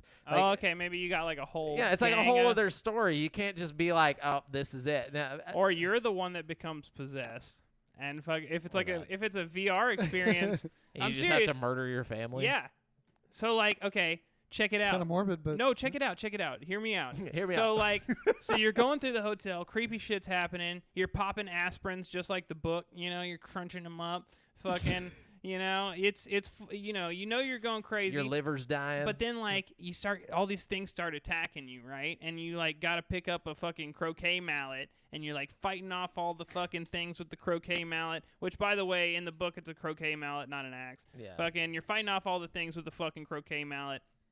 And then turns out to be your family. Yeah. exactly. Turns out to be all Exactly. 17 of your kids. You put the final fucking slam on one of the bad guys, and then all of a sudden you're just better, and like your whole family's dead around you, and you're just holding this bloody croquet mallet, and you're like, what the fuck did I do? And then it's like credits roll. And then like that, the black guy walks in. He's like, "That boy's got the shine." It just ends. But anyways, thanks for watching, man, and have a good time at work. Yeah. Be safe. Yeah, be safe, and we'll see you next time. So let's see who's up next. We got Brent. Yeah, it's Oh, Brent. and I'm out. I'm out of All that. right, Devin. I am also out. Imagine that. Okay, I'm just going to talk about this one last thing here, which I found pretty interesting, which is that Nintendo, it says, when the Switch OLED was first announced over the summer, fans and observers alike noted its lack of overall improvement to the base model. While the Switch OLED featured a much nicer screen, it lacked the 4K display and improved processor, long rumored to be part of the so-called Switch Pro. Nevertheless, it seems that multiple developers around the world have access to development kits that enable 4K graphics on the Nintendo Switch. Bloomberg reports that Nintendo sent the kits to developers with the request to create games that support higher resolution games. It's unclear if Nintendo's original intentions changed owing to the ongoing chip shortages fueled by the global COVID-19 pandemic.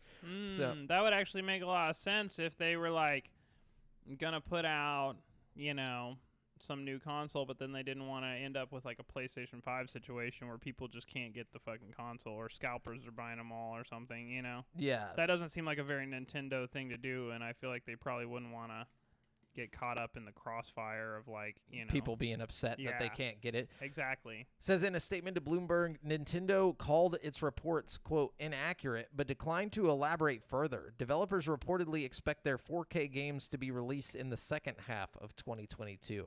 But there was an update to this article. It says Nintendo released an additional statement reiterating that Bloomberg's report that developers have access to a 4K development kit for Nintendo Switch is not true. Nintendo also continues to insist that it has no plans for an additional model outside of the Switch OLED. Wow. So they were just straight up like... So there's going to be a Switch 2. No, Yeah. Yeah, it says, this is what Nintendo said. A news report on September 30th, 2021, JST falsely claims that Nintendo is supplying tools to drive game development for a Nintendo Switch with 4K support. To ensure correct understanding among our investors and consumers and customers, we want to clarify that this report is not true. We also want to restate that, as we announced in July, we have no plans for any new model other than Nintendo Switch OLED model, which will launch on October 8th. Be a lot cooler if they did. Yeah, dang. Why? How about you just say we suck? No, I'm just kidding. I mean, that seems pretty adamant on Nintendo's part. Like I don't think they would come out with such a strongly worded and specifically targeted statement. Yeah. You know what I mean? I mean, that's a big deal if it was true, and it would affect their investments and everything, and then it'd be falsifying information. Yeah, but also I feel like if it was true, they wouldn't be so adamant about it not being true. You know what I mean? Like, I don't know. If it was true, I feel like they'd just leave it at like, oh, this rumor is false. You know what I mean? I don't think they would go so specific, like the rumor on September 13th of 1994. Da da da da. You know, like fucking. Also, I mean, they're talking to their, fucking people. You know, like their investors. So they don't want their investors to think, oh, they just put out this new model, or they're just about to put out this new model, and they're going to isolate these people by putting out another new model that's like leaps and bounds, beyond this. Mm-hmm. Like, it just doesn't sound good for money. So even if it was true. It could still be true, and they could not be putting out a new model. Have we ever thought that maybe we have some kind of upscaling dock or something they're working on that they're going to sell that would just upscale everybody's Switch whenever you dock it? You know, maybe we don't necessarily have to have a new model of Switch to have new technology. You know what I mean? In that statement, though, they also denied the 4K development. Yeah, at all. They denied development. But like I said, I think even they might be lying themselves. I wouldn't put it past Nintendo to just straight up lie for their money's sake. I know that I only bring that up because in the statement by Nintendo, they specifically say we're not working on a new model of Switch. Yeah. Like, they make a point to say new model, like. Mm-hmm. So, I don't know. It's interesting. So, Taylor Lyles, IGN says, starting today, Xbox Series X and S consoles now support Dolby Vision gaming with more than 100 next-gen HDR titles optimized for Series X and S are available now or coming soon, according to Microsoft. As noted in the recent blog post, Microsoft says that the addition of Dolby Vision gaming should result in brighter highlights, sharper contrast, and more vibrant colors. So, cool. That's always good, I guess. Yeah, I love bright colors. Sharp color, yeah. And finally, this is my last little bit of news here. I find this very important, okay? A Donkey Kong-themed area will be added to Super Nintendo World in 2024 as part of plans to expand the Mario-themed section of Universal Studios Japan. That's dope. Yep. And their little mock-up map of it makes it look like it's going to be pretty fucking big. Oh, yeah, dude. As confirmed in a press release by Nintendo, the new area will include further interactive experiences, a variety of stalls selling merchandise and food, and its very own roller coaster when it opens in 2024, which when we did what things we wanted in there, we said we want a Donkey Kong roller coaster because of the kart game. Yeah, they already know what's getting a whole world. Yeah, so now it's happening. And that's going to be sick, actually, dude. Yeah, dude, when Japan opens back up, I'm going. I hope there's an animatronic Donkey Kong voiced by Seth Rogen. That's what I was imagining. I honestly think they're adding this just because the movie is going to involve Donkey Kong, and they were like, we got to get on top of this before the movie drops next year. I'm ready for him to go ahead and put this shit in Universal America, Yeah. Well, I know they're going to do one. They've talked about it. In America eventually. Yeah. Mm-hmm. But I'd rather see it in Japan, though. Like, I feel like... because the American one's going to be better just because they've had, they did the Japanese one. The Japanese one. And they know what works now. They're like, they know what works. They know what doesn't work. It's going to be like the new and improved one. But what's the problem when it all works? No, but it says the new 8... I saw that a Goomba fell on somebody the other day, I think. Like I said, what's the problem when it all works? No, but it says Nintendo has stated that the addition of the new 8-based area will increase the overall size of Super Nintendo World by 70%. Wow. Damn. Holy fuck. Yeah. That is substantial big. expansion. Yeah. It opens 2024. So, Very excited. I will definitely be there. I've been watching YouTube videos of people like going in. I've and, seen like, some YouTube videos too. It's pretty freaking cool. To be honest it's with so you. cool. Like it's small. It's very small right now, but But still, you get your ticket to Universal Studios. There's a lot of other neat shit to do while you're out there, like the Harry Potter thing, and there's a lot of cool stuff at Universal. Have y'all been to Universal? No, well, not. I have when I was a kid, but not as an adult. I went, not like- since like they put all that cool shit there. Yeah, I went like right after high school to the one in Orlando. Yeah, and me the too. Harry Potter world was badass. Ah man, I see. Okay, I went when I was a little kid, and I remember riding like a Jaws ride out there. That was really cool. I did. There were some cool rides, but the Mummy ride? Did you ride the Mummy? I didn't ride the Mummy. The Mummy was good. do y'all remember the Universal Studios video game on GameCube where like What? you just, Holy like, shit! Yes. Yeah. What? It had like ladder. It was like a bunch of different areas of and there was games for each one. Yeah. What? Yeah, that was a Yeah. real thing. Fahrenheit. It was like ladder. One of them was a 49 or firefighting something. movie. Ladder yeah. 49. It was It was Jaws. You had to collect shit from each of the rides, and It was the most ridiculous game ever made. I completely forgot about that shit. Yeah, that's that shovelware, boy. But anyways, that's it for this week's gaming news. We're going to jump into this week's releases, where I'm going to let you guys know which brand new games you can get in the next 7 days, starting with BPM, or Bullets Per Minute. Coming to Xbox One and PS4 on October 5th for $19.99. Bullets Per Minute is a rhythm action FPS roguelike where you must shoot, jump, and dodge to the beat of an epic rock soundtrack. There you go, Brent. Then we got Nickelodeon All-Star Brawl. It's coming to everything on October 5th, so tomorrow, for $49.99. Good God. Yeah. Nickelodeon All-Star Brawl brings together all your Nickelodeon favorites for one bombastic battle with unique moves and attacks drawn directly from their identifiable personalities. Each brawler has its own style of play for endless action. Can't wait to get my 3060 Ti and play this game. It's gonna be massive overkill. Fucking. Watch it just be beautiful. SpongeBob looks real as fuck. He's just a literal sponge. It's just rendered in 8K and fucking scaled down. No, I'm just kidding. Dude, if they don't do like the fucking, like in SpongeBob when they go up on land and it's like real, or they're like basically just a sponge and a starfish or whatever and shit. Like they should have that as one of the costumes or whatever. Dude, that would be sick. Dude, I can't wait for that game. They're gonna have the Avatar characters in there. Yeah. They got Toph and Korra and Korra Aang. and Toph, and Cat Dog, dude. I can't wait to just have Cat Dog and Aang Cat Dog- fucking fight each other. Is Dude. Cat Dog in it? I think so. Yeah, Yeah. it's in- I can't wait for the music for each sound. It's like cat dog, like you're just fighting in a cat dog level and that's just Dude, playing. I'm really hyped about this. Are game. any of the monsters? Did any of the monsters? Yeah, Athena. That's the one with that. The one that looks like a candy cane. Yeah. All right. Well, Hell Let Loose is coming to Xbox Series S and X and PS5 on October 5th for $39.99. This looks interesting to me, but Hell Let Loose brings World War II on an epic scale. Huge battles of 100 players per game, or 50v50, and over 20 different player-controlled vehicles and deployed weapons. Supply capture and building mechanics all play their part in a team's victory. Capture sectors and resources to secure the win for your team. And it's a first-person shooter. Looks interesting. And that game is actually one of the free PlayStation games that we'll talk about in a little bit. Oh. So, brand new. Oh, the October PlayStation Mhm. games are good.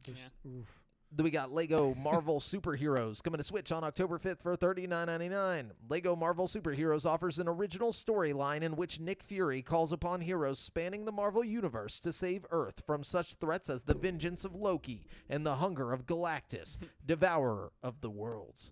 And then we have Alan Wake Remastered coming to PS4, PS5, Xbox One, Xbox Series S and X, and PC on October 5th for $29.99. Man, I really regret playing this so recently. Like, I played this like less than a year ago all the way through, and I don't feel like I could enjoy the remaster because of it, so I'll probably not get it. But this is one of my favorite games of all time, so I'm hyped about it, but I'm not going to play it.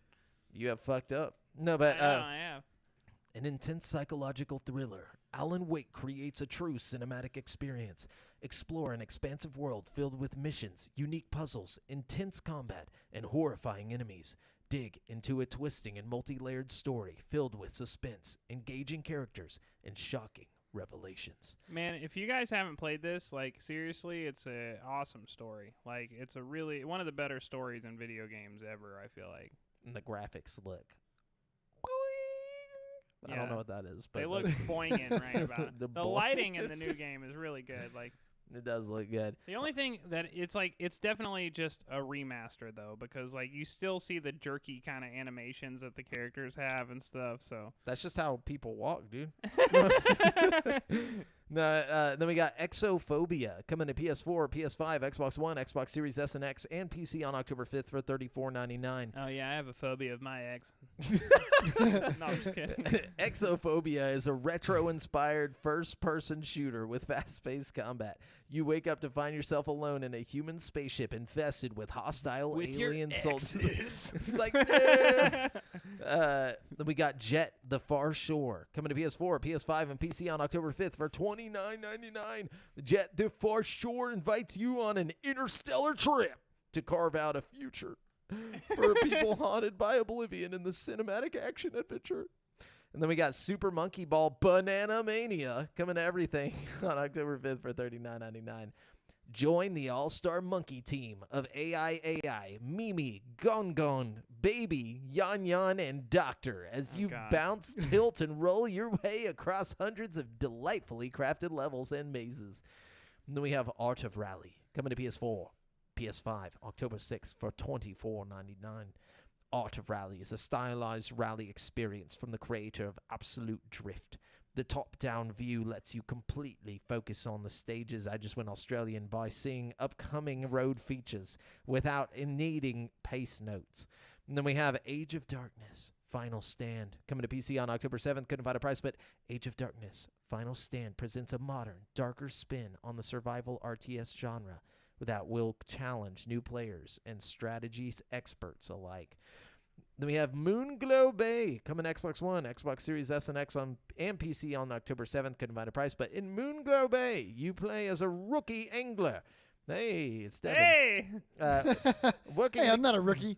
Yeah, but this is your new partner. Yeah, dude, right here. Working together with friends, family, and neighbors to hone your fishing skills, nourish relationships, and restore a remote town's fractured community.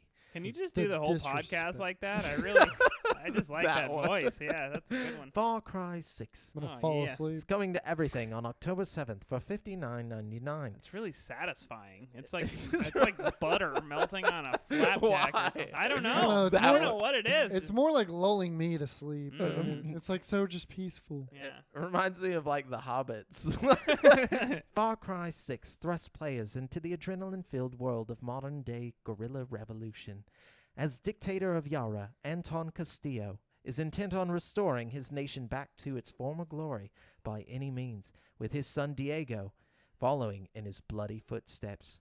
Become a guerrilla fighter and burn their regime to the ground. Did it say bloody or did you add that? No, it literally said bloody. It just happened to be on that. I'm legit excited for this game. Oh, yeah, are y'all getting it? Getting it day one? For sure. Not day one. No. I can't afford day one because 3060 Ti, hopefully.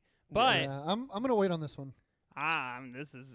dude. I'm a big Far Cry fan, dude. Like And five, I loved 5. like 3 through 5 were like my favorites, dude. I fucking like 3, 4, and 5 a lot. Like, See, I never played 4.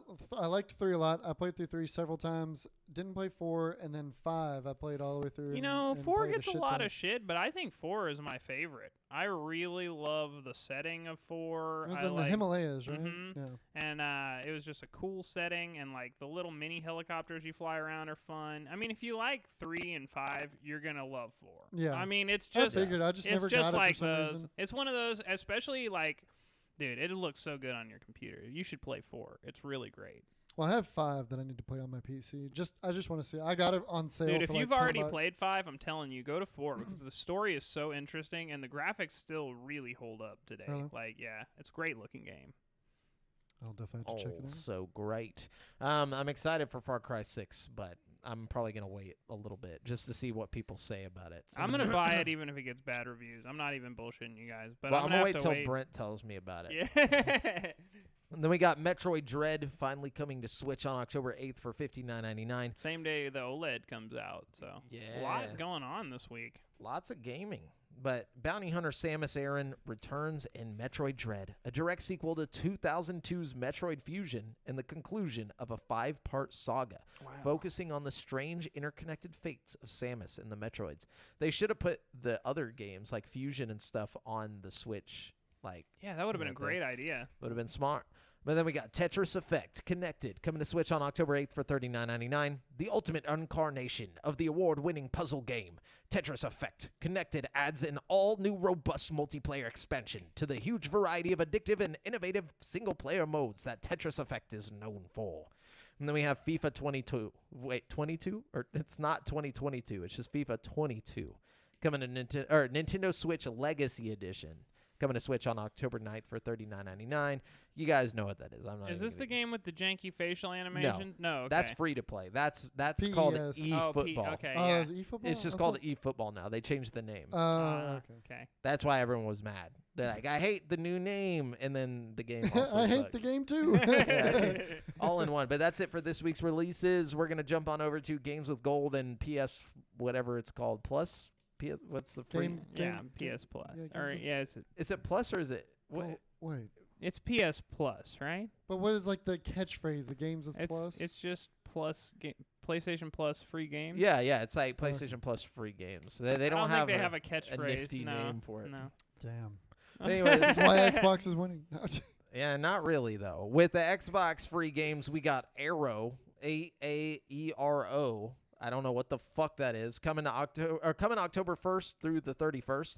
Mulaka is still available till October 15th, and then Hover is gonna be there from October 16th They're through just November making 15th. shit up now. Yeah.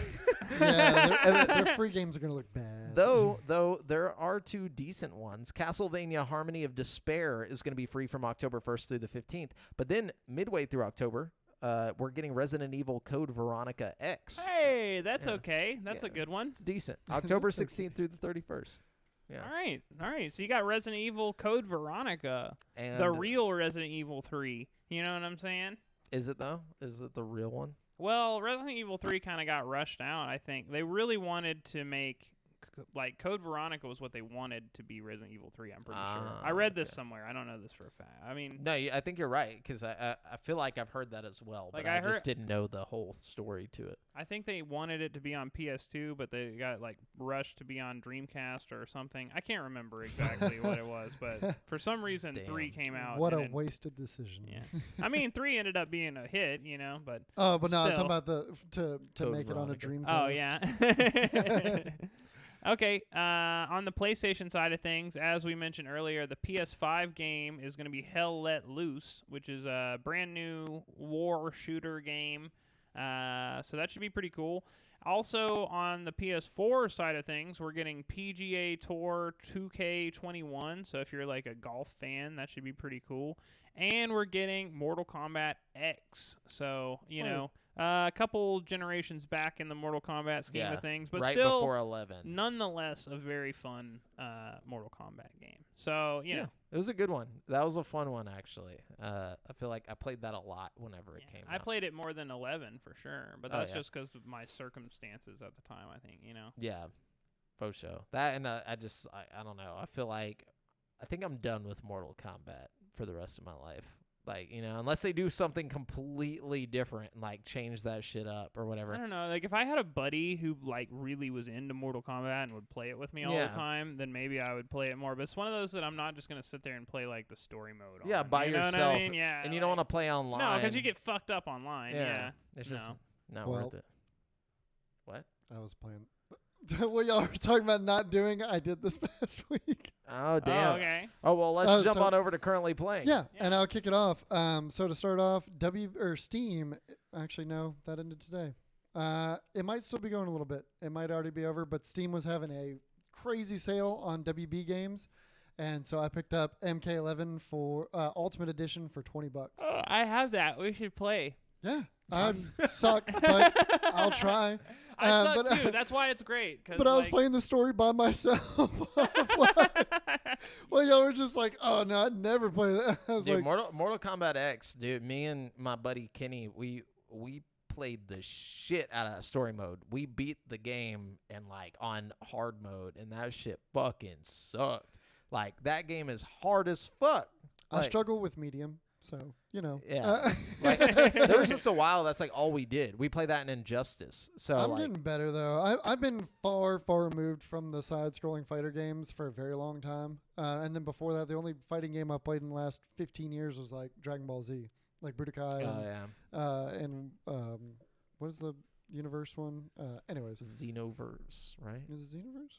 Something Yeah, like that. something like Yeah, that. Xenoverse. So yeah, played MK11 because I got that on a mad deal. And then the most exciting like little game session this week was mine and Brent's trip into a couple haunted houses. Oh man, The I wish first I one- wouldn't have had to cut it short. That was such a good time, man. Oh, dude, yeah, we got to play again. I'm For super sure. down. That was a lot of fun. They've added updates too. Like since we played, they added an No update shit. with like more ghosts and more places, and like we haven't even unlocked the first place we Yeah, can even we- go to yet. Like fucking sucked too. Like we had, so- it was fun though. It's fun. It's one of those games that's like the being bad at it is part of the fun, kind of almost, because like we Yeah. didn't know what the fuck we were doing. It felt like we were really at a ghost hunt. You know what I mean? yeah, so we get on and we're playing this in VR. It's Phasmaphobia in VR, and we get on and we're like, me and Brent get in the lobby and we're like, oh yeah, we're gonna catch these ghosts. We're gonna investigate. Da da da. And we're like, what are the controls? And we're like, I don't know. Do you know? And Brent's like, nah, man, it's been too long. And I was like, fuck it, we'll just go into this, just blind. We'll figure it out. It'd be the worst place for a blind person. It's a haunted house. Long story short, we did not figure it out. We both No. ended up getting eaten by this fucking ghost. It was so scary, dude. Brent So like we're got we're doing our little investigation, right? And my EMF's going off. I'm like, dude, EMF. And then like I see the ghost out of the corner of my eye. But I'm like, oh fuck, the ghost. And I like start to run, and like I see these like fingers come around my head, and then I'm just dead. And like I know Devin can't hear me because he's like, Brent, where are you? And I'm like trying to yell to him, like, I'm right here. And, And so his dead body is just like it's like glitched a little bit, and it's like floating around in the kitchen. And I'm like, oh my god! I'm like, what do I do? So I ran outside the house, and I'm like panicking. I'm like, Brent, can you hear me? I was like, do you respawn? I don't know any of the fucking mechanics. So I go back in, and at this point, I try to find Brent's body, which has now disappeared. So I'm like, oh no, like what's going on? Like I had no idea. There's so many things. So now you're alone in a haunted house. Yes. And so now I'm alone. It is creepy as I'm fuck. watching all this happen, by the way, as a ghost. And I'm just like standing around. I'm like, all right, like just kill me. Let's get this over with. I don't know how to leave. I don't know how to do anything. And so it attacks me from like the side. It comes out of a fucking doorway or some shit and attacks me and kills me. And It then was so scary, dude. it was terrifying. So y'all never caught any ghosts? Well, so after So that round experience- in between the first and second experience, we looked up a very concise video on the mechanics, and we learned a lot of shit. And then we actually did a legitimate investigation, Yeah, which very fearfully. was yeah, which was We were sticking almost just together. as scary. Dude. Yeah. It was like we were sitting in this room, and like the fucking door opens, and he's like, dude, the door just opened. Brent. I was like, And, like what? my EMF's going off, and like I could see my breath. It was so And funny. We were so- like, get the fuck yeah, out we of here. just fucking like sprint out and we go out the front door. We're like, oh, okay. And we're literally like breathing hard. We're freaked the fuck out. And we sprinted out and we're like, all right, what do we do? The witching hour was there. Like, you have a certain time Yeah, you had like limit. 5 minutes of safety to Yeah. like set up cameras and investigate. Yeah, and then shit pops off. And then after that 5 minutes, depending on what kind of fucking ghost it is, you can die. This ghost will kill you. Straight up. And so- Systematically, like one by one, so it's even scarier. And, Like, and after our first experience, where after that 5 minutes was up, we almost immediately got killed. Yeah. And so like we have a very violent like first encounter, and so the second one, like the 5 minutes is up, and anytime anything happened, we just sprinted out the front door. yeah. Like, screaming, and I like look behind me like, Brent, come on, keep up. Like, If you get And too then- far apart, you gotta like talk on the Yeah, radio, you and it's can't even hear each other. scarier. So like you have to put your like hand up to your head and like push a radio button so you can like chat with each. It's so fucking scary, dude, Like- and the houses change, the floor plans of the houses change. What the types? There's like what? There's, like- 15 types Wait, of so ghosts? how many 15. people can play on a team? Like, like Four. four, or no, I think up to 6 maybe I even. thought I think it it might be 4 at the least. So at you least give me 4. like Mystery Inc. up in this bitch. Dude, yeah. But, like, dude, I'm gonna get a quest. Fuck it. I'm Bro, gonna get a quest. the and cool we gotta thing is, play it. you don't even have to have a quest to play this game. It's still fun. Like, yeah, but you would have I a wanna good be time. in it, dude. Definitely. Yeah, like I don't want to like play it on my flat screen, dude. I'm gonna get a quest and then we're fucking going into Phasmaphobia. Dude, I'm telling you, the 3 of us, we would do some serious ghost hunting. Like, on our second ghost hunt, we were so close to figuring out the ghost. We had it were. narrowed down to like 3 ghosts, and then we got kind of scared and we just like guessed one, and it ended up being the wrong ghost, but we were really close. Ghost. I hear the door.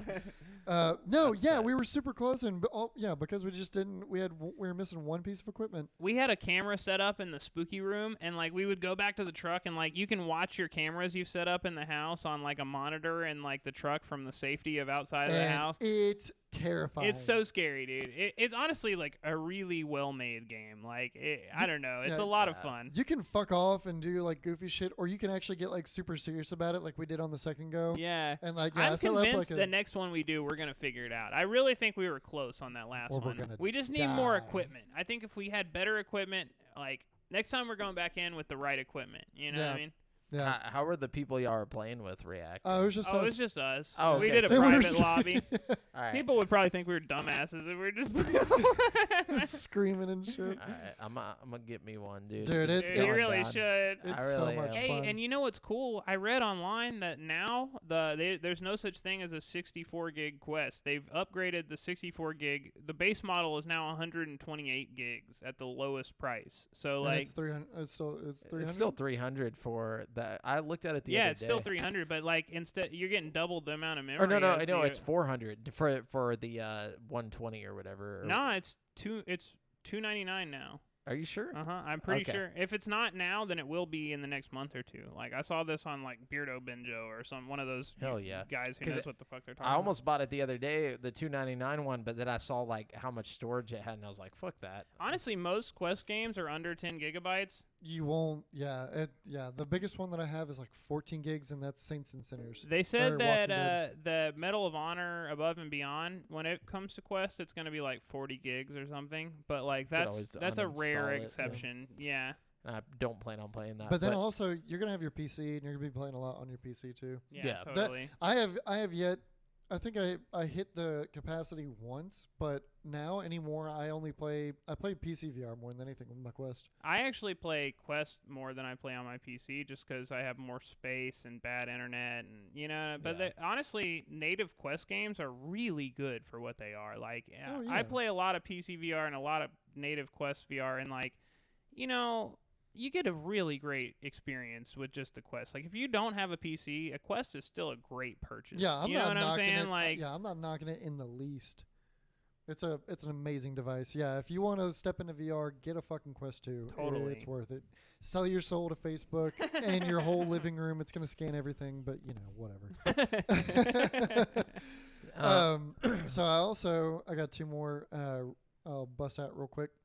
So Avengers. you played a little Avenger. It's on Game Pass now, Yep. huh? Yeah, because I went to Game Pass. I've always wanted to just play it, just to get my own opinion of it. I only put probably like an hour or so into. I got past right after Cap died. Oh, okay. So like the intro. Yeah. And What do you think? It's not too bad though. No, Like I no, really think it's it's- pretty good for what it is. Like it gets a lot of shit for like, but it's not the worst game I've ever existing. played. I you don't know? I don't have a full opinion on it Mhm. as of yet. I'll come back next week with a more solid opinion. I want to put some more time into it. Give it some. It's got to develop a little bit more. I'm very. You're early actually into it. coming in at a great time because like you still have the main story, which like okay, the main story will probably take you about like 20 hours to complete, and like that is like really good. Like the actual Yeah. like storyline is great. I think the problem most people had was like the matchmaking and like the end game. Like after you've completed the story. When it first came out, there wasn't really much to do. Now there's like Now a there's shitload. DLC Yeah, you and- got yeah. like War for Wakanda and like a few other DLCs, like the Hawkeye DLCs. So it's like you got Future Imperfect 1 and 2 and War for Wakanda alongside the main story, which is like you got a lot of stuff to do, like which is Yeah. pretty cool. I don't So, know. I'm gonna I'm keep glad they fucking with put it it. on Game Pass to reach a new audience because I feel like a lot of people just don't want to give it a chance because the critics. You know what I mean? Yeah, well, I mean, and what I saw too, I don't know, it didn't warrant purchasing it, especially for full price. But it's been on sale for a while, and I was just like, Yeah. But now that it's free on Game Pass, I've downloaded that shit, played it a little bit, and I like it so far. I got decent, first impressions of it. It gets a little campy, and I wish there was more along the lines of like combos and shit and finishing moves. Oh yeah, for sure. I don't know if like Cap, he only had one finishing move, but that could have just been because he was I think you can expendable unlock character. more, and like every character has their own like move set, and you end up like once you get deep into the game, you can switch characters at will, and there's like a shitload of characters. So like while all the characters feel a little bit basic, they all have their own vibe and like feel. So like if you just switch characters before every mission, like not saying you have to do that, but like it's almost like playing a whole different game if you switch characters. Like it's crazy. Gotcha. Like But that being said, I ended up playing as Iron Man like 90% of the game. The Iron Man mechanics are so fun, dude. Especially like, with the flying and everything. It feels crazy because all the other characters are like jumping through the level and running. Iron Man's just flying to the goal and just fucking everybody up. Like, So I played that, and then I played a good bit of VR chat this week because I found I don't know if we've ever talked about it on air or on the podcast, but if anybody's watched regular show, I sound strikingly similar to J.G. Quintel, who is the voice of Mordecai. did you find a Mordecai avatar? I found a fucking Mordecai avatar. That's and great. People have been losing their like the fans of regular show that I've run into just world hopping. They've lost their collective minds. Oh, They're I like, bet. oh, they come up like, fuck yeah, because first of all, you don't see any regular show avatars in it. I've never seen anyone with one. I saw the gumball head guy one time, but Benson, yeah. Like, well, I personally never seen it, and I've put a good bit of time over the years in it, and so like people that are fans of regular show, they'll come up and they're like, Mordecai, fuck yeah, that's awesome. Like, where'd you find that? I'm like, and I'll start talking, and they stop. And they back up a little bit. They're like, wait, talk again? What? And then I'll be talking to my regular voice, and they're like, holy shit. They're like, you sound just like Mordecai. Is that a voice changer? You And this should and just that? tell people you are him. Yeah. That would you'd be like so popular. Everybody would just follow you from world to world, fucking like. Say you are the guy. Yeah, it's me. No. You run into the real him, like. I want to hit up JG Quintel and send him a video of me actually talking and be like, hey man, like, if you ever need anybody to voice you in one of your shows, like, You could just like send him or like post clips of that on YouTube of you like going through VR chat, like just like pretending to be him, like saying quotes from the show and stuff. That's how the guy who the guy who plays fucking like you remember how they got rid of what's the dude in Family Guy, the voice actor, or not the voice actor but the character Cleveland. They got rid of the voice actor for Cleveland, and they replaced him with the dude on YouTube who would play Call of Duty and pretend like he was Cleveland and like just make people laugh and shit.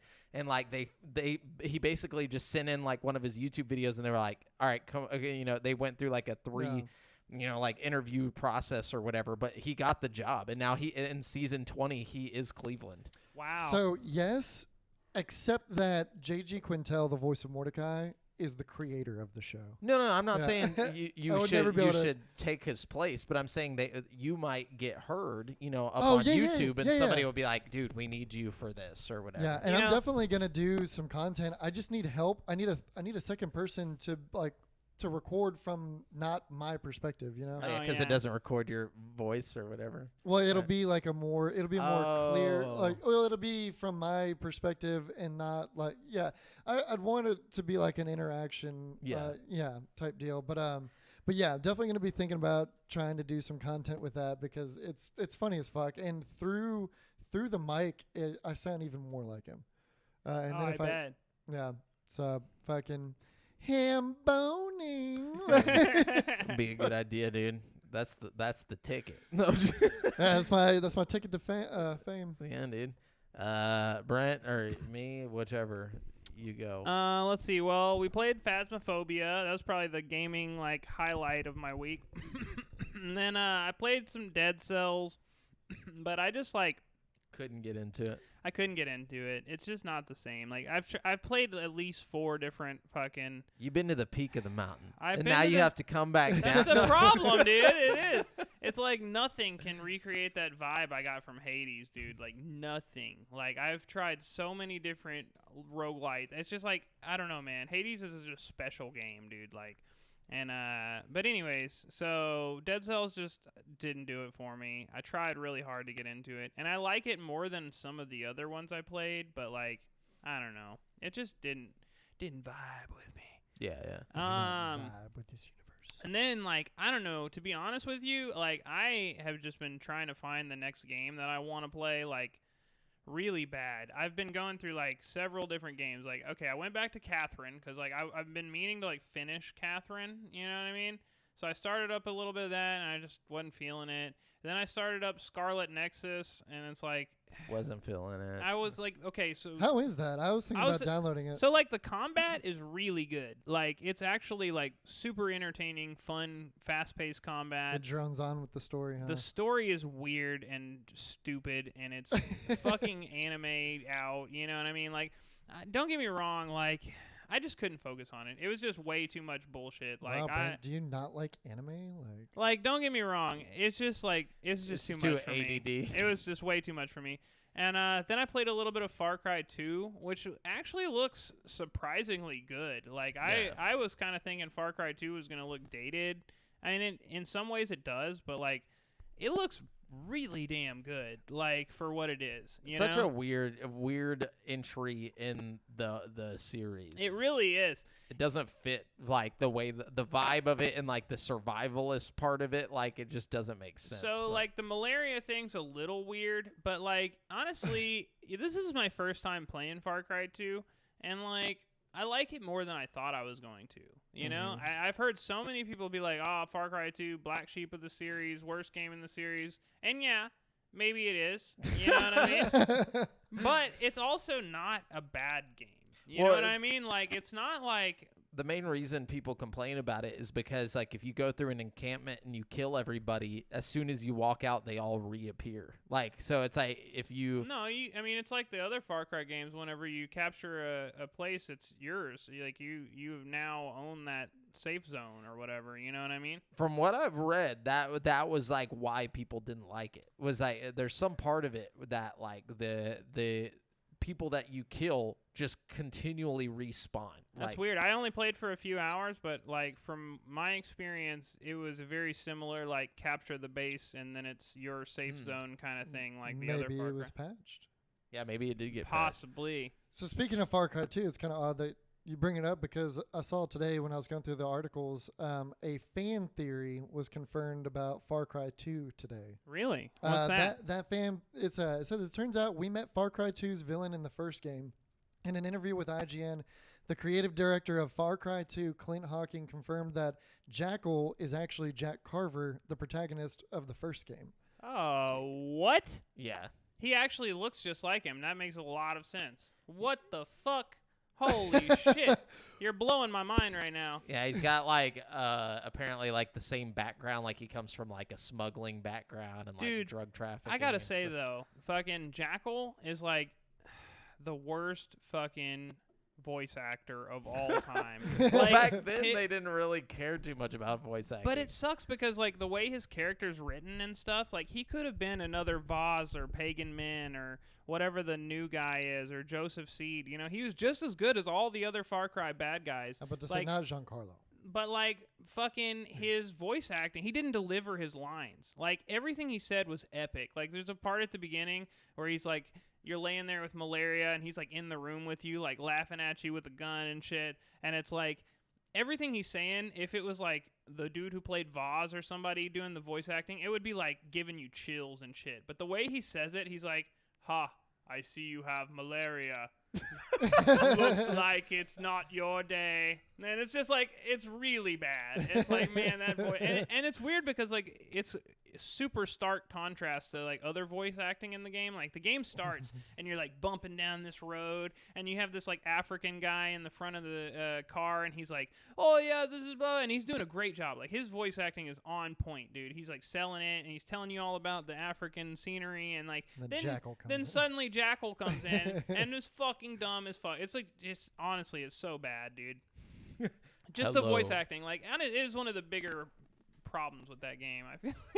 Yeah. Also, it's kind of weird, like, when you shoot people, like in Far Cry 3 and 4 and 5, when you shoot people, it's like, doo-doo-doo, you feel the impact of the bullets, you know? It's like it's a good feeling. Something about, like, the impact on, like, when you shoot something in Far Cry 2 doesn't feel the same. You know what I mean? It's because it's older, dude. It's old. It's an old as fuck game. Yeah, but go play Far Cry 1, which is way older than Far Cry 2, and, like, it doesn't have, it has, like, I don't know, it's weird, man. But it's really weird. Maybe all these things you're talking about is why it's the black sheep. But it's also not a bad game. Like, I really, like, but anyways, enough about Far Cry. I didn't play it for that long, so I guess it's not good enough to, like, keep me hooked.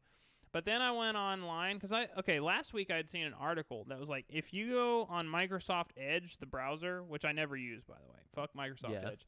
But apparently, you know those, like, websites that'll let you play emulated, like, N64 games and SNES games and stuff online without actually downloading anything? You just play it off your browser? People are doing that on their Xboxes. Well, I didn't know that. But but apparently Microsoft Edge is way better at it than normal browsers, and I tested this theory, and sure enough, you can play like any N64 game. This is totally illegal, by the way. Yeah, but you can play. We don't condone this. We don't condone this, but I do totally condone this if you have a computer, because it's a great idea. But fucking they play perfectly. I mean, I played Mario Tennis for like hours. I played Paper Mario. You know what I mean? Why are you doing this before you can do it? You know what I'm saying? What? Why are you playing these games that you'll soon be able to play on your Switch? Because I was inspired by the announcement, bro. So you ruin the experience when the Switch comes out with it, and then you can't play it. I'm sorry. The funnier thing, though, is that the browser's so fucking good that it came to the Xbox, and people were already speculating that they were going to be able to do this emulator thing. Well, apparently they can, and it does it perfectly on the Xbox. Oh, yeah, I bet. And not only does it do it perfectly, but I bet you can use the controller. Yeah, there's control. Yeah, because on the PC, support. it just blinks up, and it's like, oh, your controller's hooked up, and it's just like instantly you're just playing. It's like really cool. And like there's a huge selection. So like if you have a PC or any kind of browser on your Xbox, definitely get on this before it gets taken down. You know what I mean? Yeah. But yeah, I played that. And then earlier today, before I came here, I played a little bit of 12 Minutes, which is on Game Pass. How is that? It's actually really good. Like really, really good. It's just stressful as fuck. Like, have y'all played this? Nope. Okay. I haven't even seen any gameplay. So, like, I'll just go ahead and ruin a little bit of it for you, because I don't give a fuck. Basically, the game is like you come home and like your wife is like, oh, yeah, I'm so happy you're home, and blah blah blah. Long story short, like somebody like breaks into your house and tries to kill you, and like they do kill you probably because it's like really hard to get out of the situation. You know what I mean? And then after they kill you, it's like a time loop thing. Like you wake up 12 minutes earlier, and you basically just over and over again are trying to thwart this robber that's coming to your house. So it's like Home Alone. Like, you come up with a plan, right? Like, okay, I know the robber's going to come in and punch my girlfriend, so this time I'm going to pick up the kitchen knife off the counter, I'm going to lock the door, I'm going to hide in the closet and wait for him to come in, I'm going to stab him in the back. That doesn't work. So this time, you unlock the door, you go along with the robber's plan, you wait for the perfect moment, you drug him with sleeping pills. You try to do something. Like, so you're just, like, experimenting and getting killed over and over again by this robber. And it's so stressful, dude. Like, it's the most anxiety-inducing game of all time. But it's actually really good. Like, there's a lot of different things you can do in this tiny little apartment. And, like, if you leave the apartment, you start the time loop over. And, like, different things you say to your wife will, like, affect how she acts when the robber comes. And, like, it's just actually really interesting. Like, and this is the one that had the stacked voice acting cast. Yeah, although Willem Dafoe. So far I've only encountered 3 characters. Just the robber, who's played by Willem Dafoe. you and your wife. And the I hope- wife. when I'm you gonna finally spill kill your him, beans. he's like, impressive. Just like right after you stab him. We're not so different, you and I. But yeah, I'm really fucking love enjoying it. Wonderful. I had to stop playing earlier just because I was coming here, but I'm really interested to see like how it how I can stop it from happening. You But know what I mean? also, if you stop it, is there more to the game, or is that it? Different progressions. That's what I want Is to there know. another 12 minutes? Watch it just be short as fuck. Like you just beat that one thing. Dude, I'm thinking if you actually manage to like beat the robber, it should only take 12 minutes. You know what I mean? But like, I don't know. It's interesting. Yeah. Is that Jamal? it? Yeah, Okay. that's all I've been playing. Yeah. So I played some Warzone. Just have to mention it.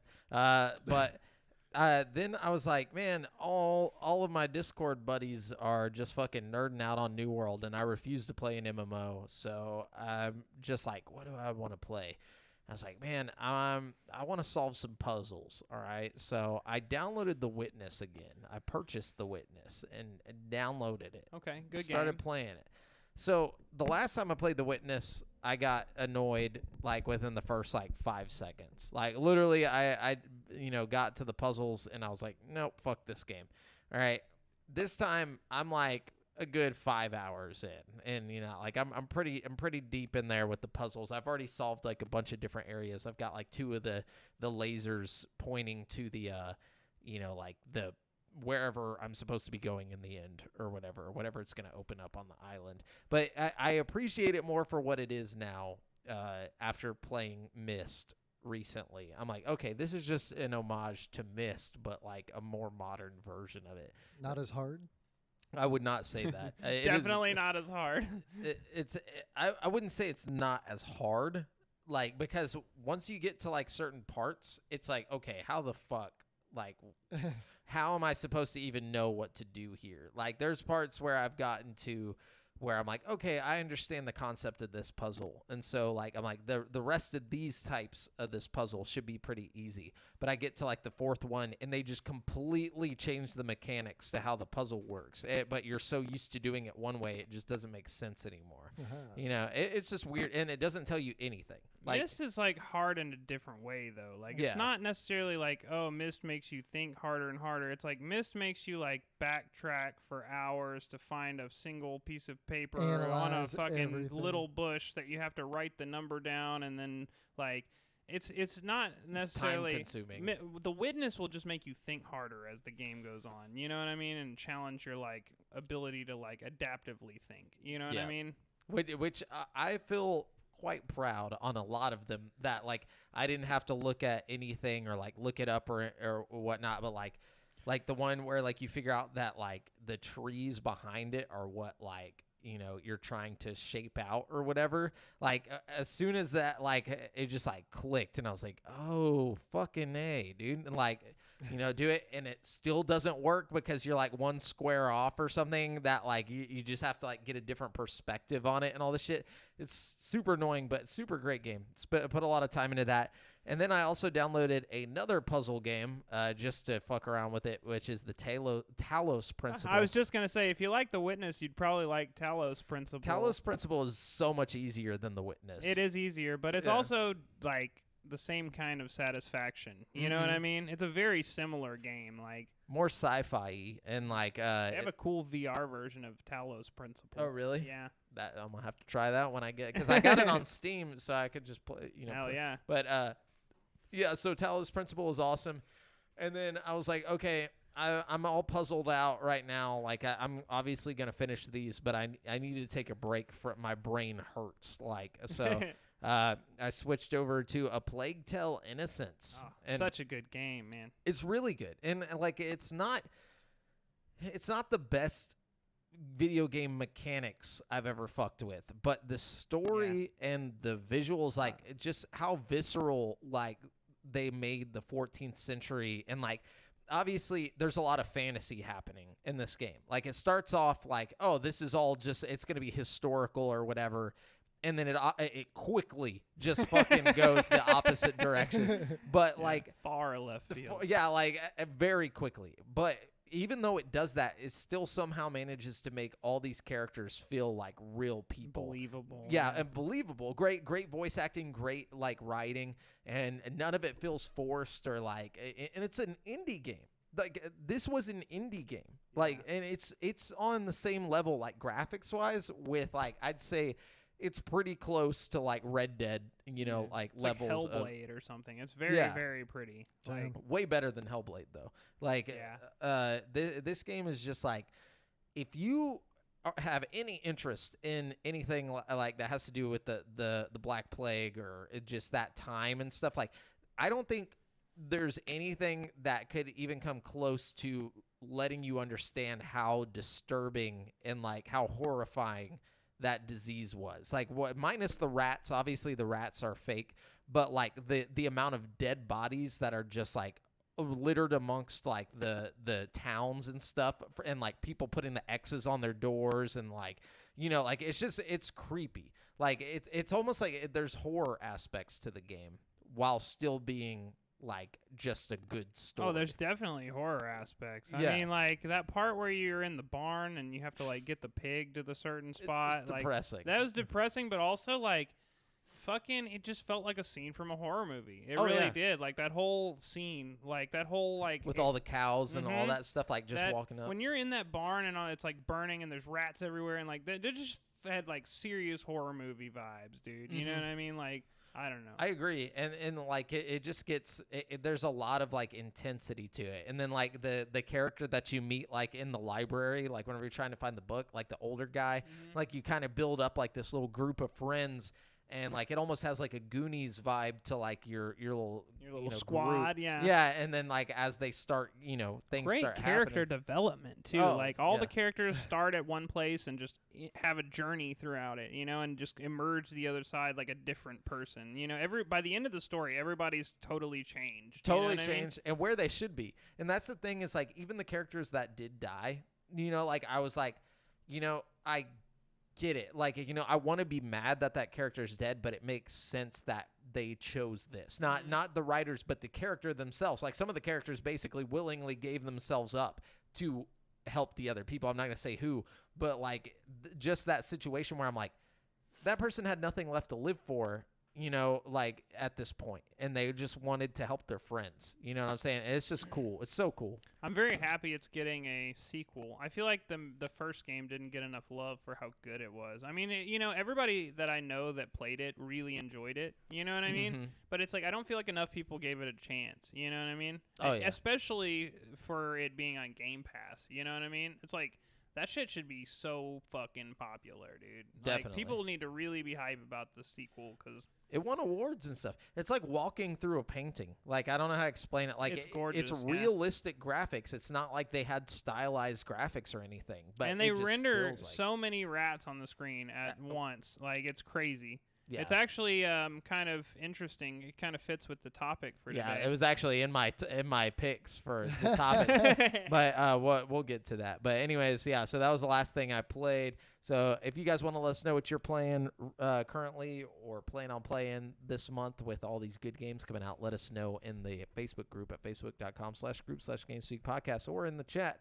We'll talk with you about it. We're going to jump on over to the topic of the show, which is video games with the most enemies on screen. Oh, yeah. So this is more of a fact-based topic, but we also have some that probably wouldn't be on any list, so like we're just going based off of like personal experience as well, so how do you guys want to do this? I say we started off by talking about Plague Tale. Plague Tale, I mean, like, yeah, the rats, dude, that's absurd. Like, whenever you first encounter them, like, man, it was dude, horrifying. It was so I wasn't ready for that. No, dude. I didn't know what I was getting into the first time I played that game, I didn't expect it to go so fantastical, what I mean? Me either. I really thought it was going to be like this dead serious story about like what's happening. It was a dead serious story, but I thought it was going to be like realistic. Yeah, me too. Yeah, but like it's interesting with the rats because I saw a thing with the development team and they were talking about how like when the rats attack you, there's like 1,000 rats or something that are like rendered like super high quality in like around you, you know? So, like, the rats Yeah. that are closer to you are all individually rendered, like, you know, and You then could look at as you, draw hairs on distance. them. yeah, exactly. And as you go out into the like sea of rats, they start to get less and less like individual. But it's still the way they did it. It looks amazing. They ended up having like thousands of rats on the screen, like multiple thousands of Yeah. rats. You know what I mean? Like An absurd amount that like you couldn't even imagine. Like until you try it, and then you'll be Yeah. like, holy shit. But like and it's weird because they're so terrifying and like so unforgiving that like by the time that they're no longer a threat, like I was still afraid to go near them. You know what I'm saying? Yeah. Like I would literally like be walking and be like afraid to. I'm like, no, they're gonna kill me. They're gonna kill me. And then you walk through, and I'm like, oh, okay, all right, my bad. Yeah. Definitely some of the best parts of the games were like the puzzles, like around lighting up rooms in strategic ways to get around the rats. You know? Yeah, it's very simple puzzles, like nothing too hard, but it still feels rewarding in Yeah. a way. Like that was one thing I was worried about. I was worried it was just gonna feel all just like thrown together, like, oh, here's a puzzle real quick, do this. But it's like, no, it's all pretty good and like makes sense, especially whenever enemies start walking around with torches and stuff like that, and you got to deal with that because that it's just another method to kill them. You just put out their torch and then the fucking like rats get just them, eat them alive. It's Fucking hell. yeah, it's pretty cool. But anyways, yeah, great game. Yeah. Brent, Devin, which one of y'all want to go? Go ahead. All right, let's see what I got here. Okay, I guess. So it's not NPCs, but if you want a shitload of fucking enemies on your screen at once, go play PlanetSide 2, dude. Oh goodness. Oh god. Fucking jillion people on one server, all in like a war scale fucking fight with each other, like vehicles rolling up. It's crazy, dude. Like, Especially whenever you get inside of like a building and you just have the funnel of death, like in a hallway where there's just like 100 people trying to go in this side of the hallway, and then 100 enemies, like other players coming in the other side, and you're just like dropping bodies and like it's just ridiculous. What is the max number that you can have in an area? I think it's 250, right? It's like it's like I'm total, not even it's like sure. Hang on, I'll look it 400 or up right now. something. Yeah. I'll look it up. Okay. Yeah, it's a decent game. Like it's too deep and complex for me though. Like for a first person shooter. But I just recently played a lot of PlanetSide. It was fun. Yeah, with the boys on Discord. Yeah.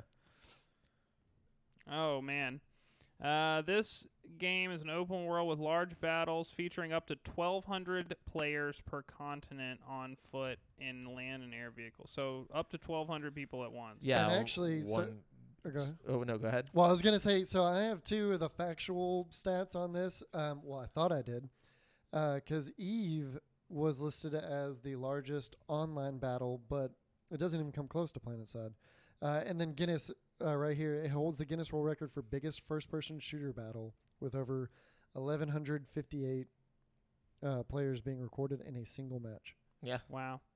Pretty insane. Pretty crazy. So yeah, that's And it's free. So if you ever want to check it out, it's not something you'd ever have to even pay for. You yeah, can they've just go. improved on the graphics a good bit over the years too. Yeah, it's a lot more strategy though than it is just like a first person shooter. That's the weird part about it, is like you can't go in expecting to just Call of Duty shit and like, just like And there's- run in, like hop around and shoot people. If you jump, it automatically fucks up your aiming, like on purpose.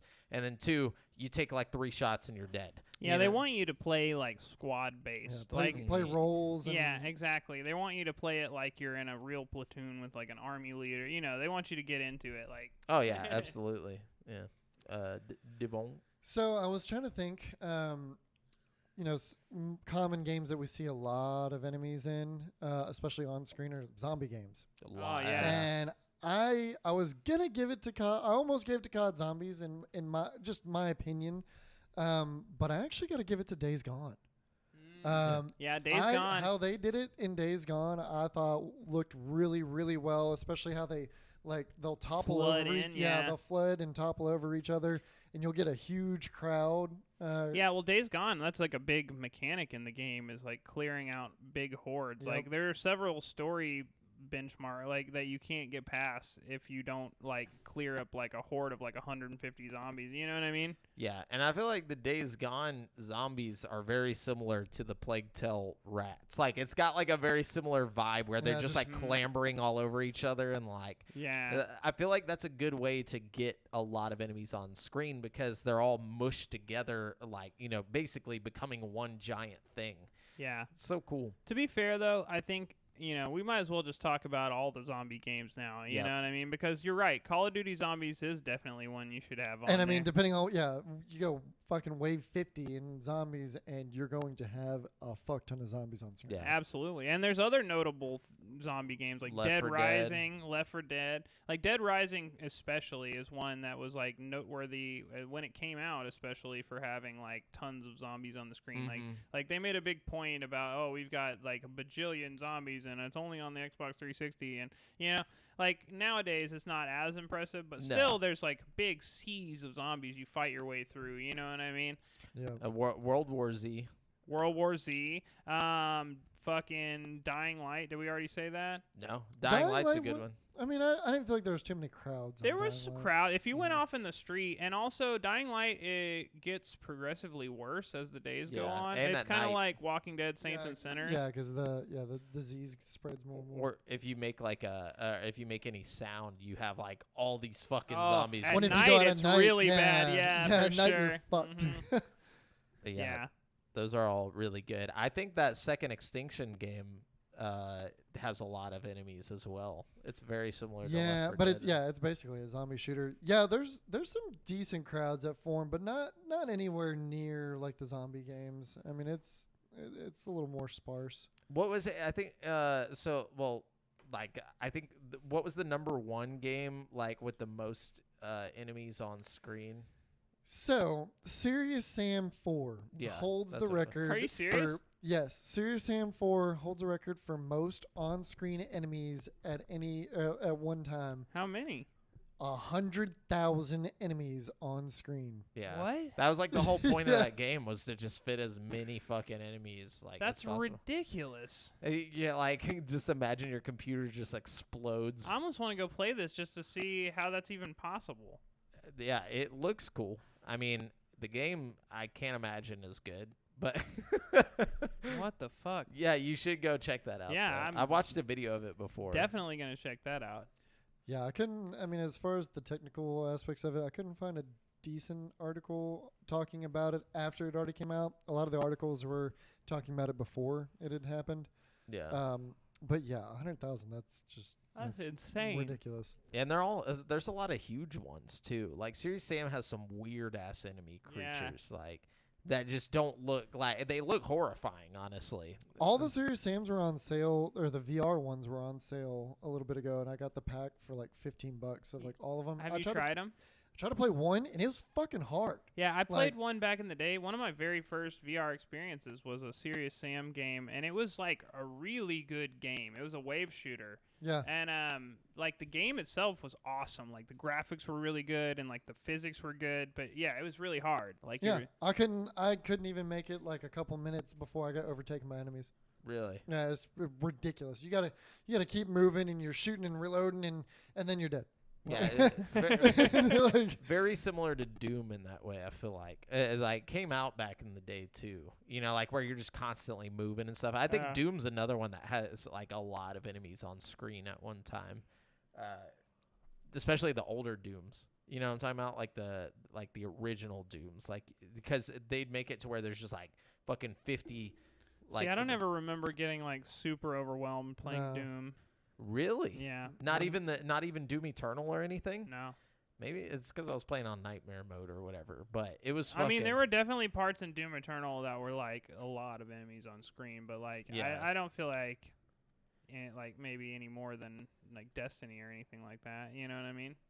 I guess. Some pretty good hordes on Destiny, kind of think of it. Yeah. Destiny's got some decent hordes of enemies. But if we're going to talk about hordes of enemies, there's one series that, unfortunately, must be brought up. The Dynasty Warriors series. Yep, I knew you were gonna you know, and let's not just stop it there. You got Hyrule Warriors. You got Persona Strikers. It's all the same. It's all the same. Except for Strikers is not the same. Just Strikers was supposedly like a different type of game. It was very similar. Oh, was it? Like, Okay. as far as the actual combat, there's probably less enemies in the Persona one, but on the Hyrule one for sure, and Dynasty Warriors, there's just shitloads of enemies. That's like the thing. The you crowd- know? That's like crowd fighter. the whole point of the game. It's a you know? genre in and of itself. Is like it's considered crowd fighters. They're all made by the same people. I feel like Battlefield should be on there as well. Like, I feel like not that it's like more than anything else, but I feel like Battlefield has a lot. You know, it should be Battlefront. Or I was Battlefront, thinking yeah. about Like, that. mhm, The OG, like back in the day, I Mhm. remember like there's a clip I can remember in my head of being on one of the. It's like the desert planet. I don't remember the name of it, but it's a huge scale battle especially for PlayStation at the time. Oh yeah. And I remember seeing a bunch of vehicles go around. You had a bunch of NPCs that were in play too. Yep. Even and the there's just a modern ones lot feel pretty fucking going big, on. you know what I mean? Like, you have like big 60-player matches and stuff online, you know? I guess you could technically, not on screen, but you could count Warzone. There's 100 players. You know what I'm saying? But they're not on I mean, screen all in at once. theory, they could all get on screen at once Yeah, if they wanted to. You know? When you hop out, The game gets really buggy. They did, a couple streamers have done that. Really? Yeah. Oh, I got to see that. when you hop out the plane, I mean, you got like a bunch of people. But you know, it is interesting to think about just that there's 100 people in that one match, but you never see it that way. It's just always like it's always one-on-one or something. You know, it's very Yeah. interesting. But anyways, What else? Are we missing any? yeah, are we missing any of the major players? I mean, got a couple more over here. What you got? You name them all. So, like, the two that are left on my list, first of all, Mountain Blade 2, Bannerlord. You know, there's some pretty big scale battles going down in that, you know what I mean? I've seen people, like, recreate, like, war-style fucking two armies clashing into each other kind of thing, you know? It looks like it's got that kind of vibe. I haven't ever personally played the game, but I know that's kind of one of its big draws is, Yeah. like, large-scale sword fights, you know what I mean? I feel like RTSs as well, like RTS games, like where you just have like a shit ton of people, even though they're like minuscule or whatever, but it's still Oh, like overhead control. Yeah, I guess if you think about it, like there's like totally accurate battle simulator or something like that. yeah. That's one. What's your last one? Okay, my Or last. Did you have another? Oh, well, I lost. Come back to me. Okay. So my next one is going to be Assassin's Creed Odyssey, specifically Odyssey because Odyssey has like a war thing that they do where you like show up and you pick either the Athens or the Sparta side of things, and then you like fight on that side of the war, and like it goes to the scene and you're on a big battlefield and there's like probably 100, 200 like NPCs all duking it out, fighting, you know, like 300 style, and you're like running through the battlefield just killing people, and then like a commander will come out and you have to like fight the commander while everybody else is fighting around you. It's pretty cool.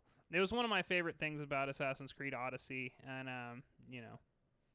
No, that's a good call. There's a really old Lord of the Rings game, not the one that y'all were talking about the other day, Oh that has a man. big collision war fight. I don't I know, can't but you know remember that game that we were talking about the other day has a lot of yeah, enemies too no, on also it. yeah. That game was tight, man. There's that one where they're all coming up the tower and you're like on the tower wall and you're like kicking the ladders down as they come up. That shit was yeah. fun.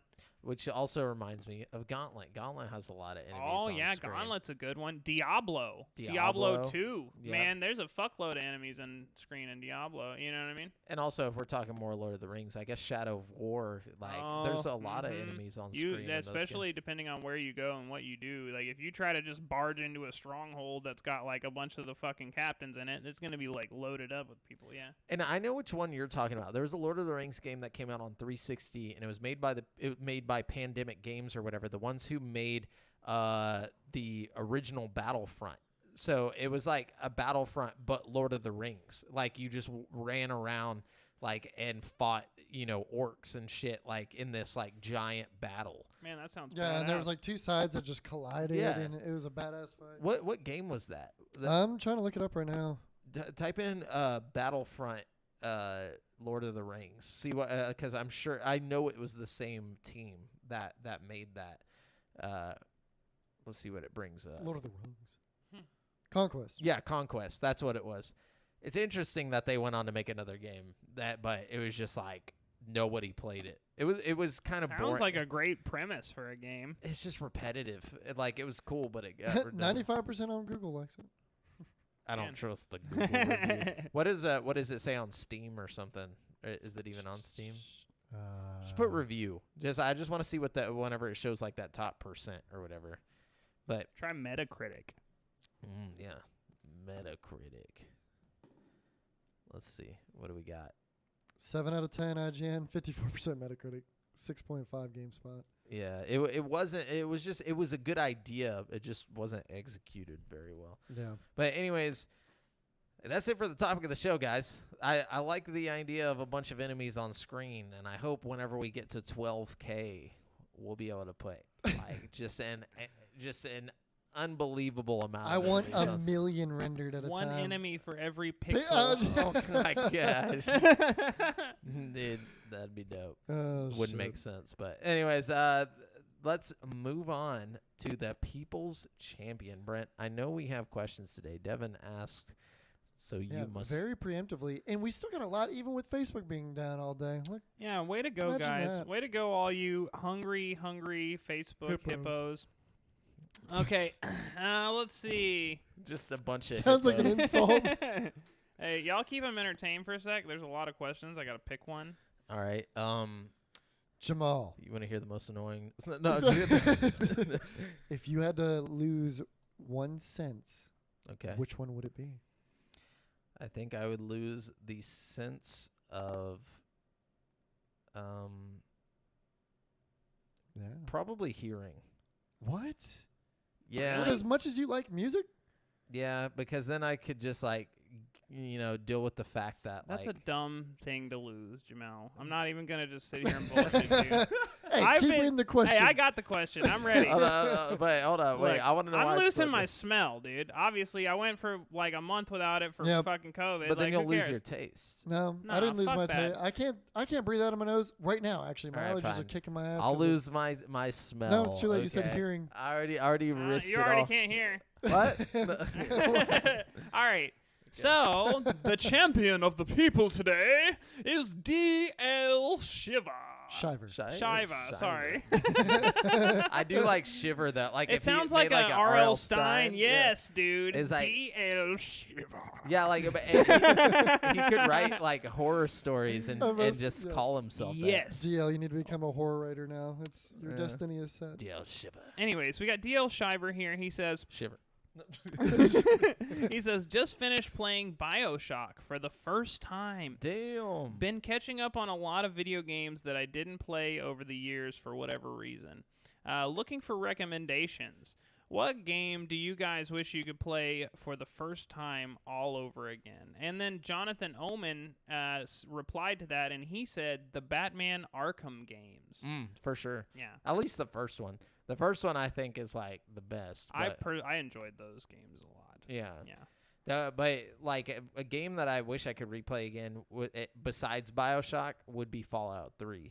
Like if I could play Fallout 3 from the beginning, like and just have no memory or recollection of the game, that would be tight.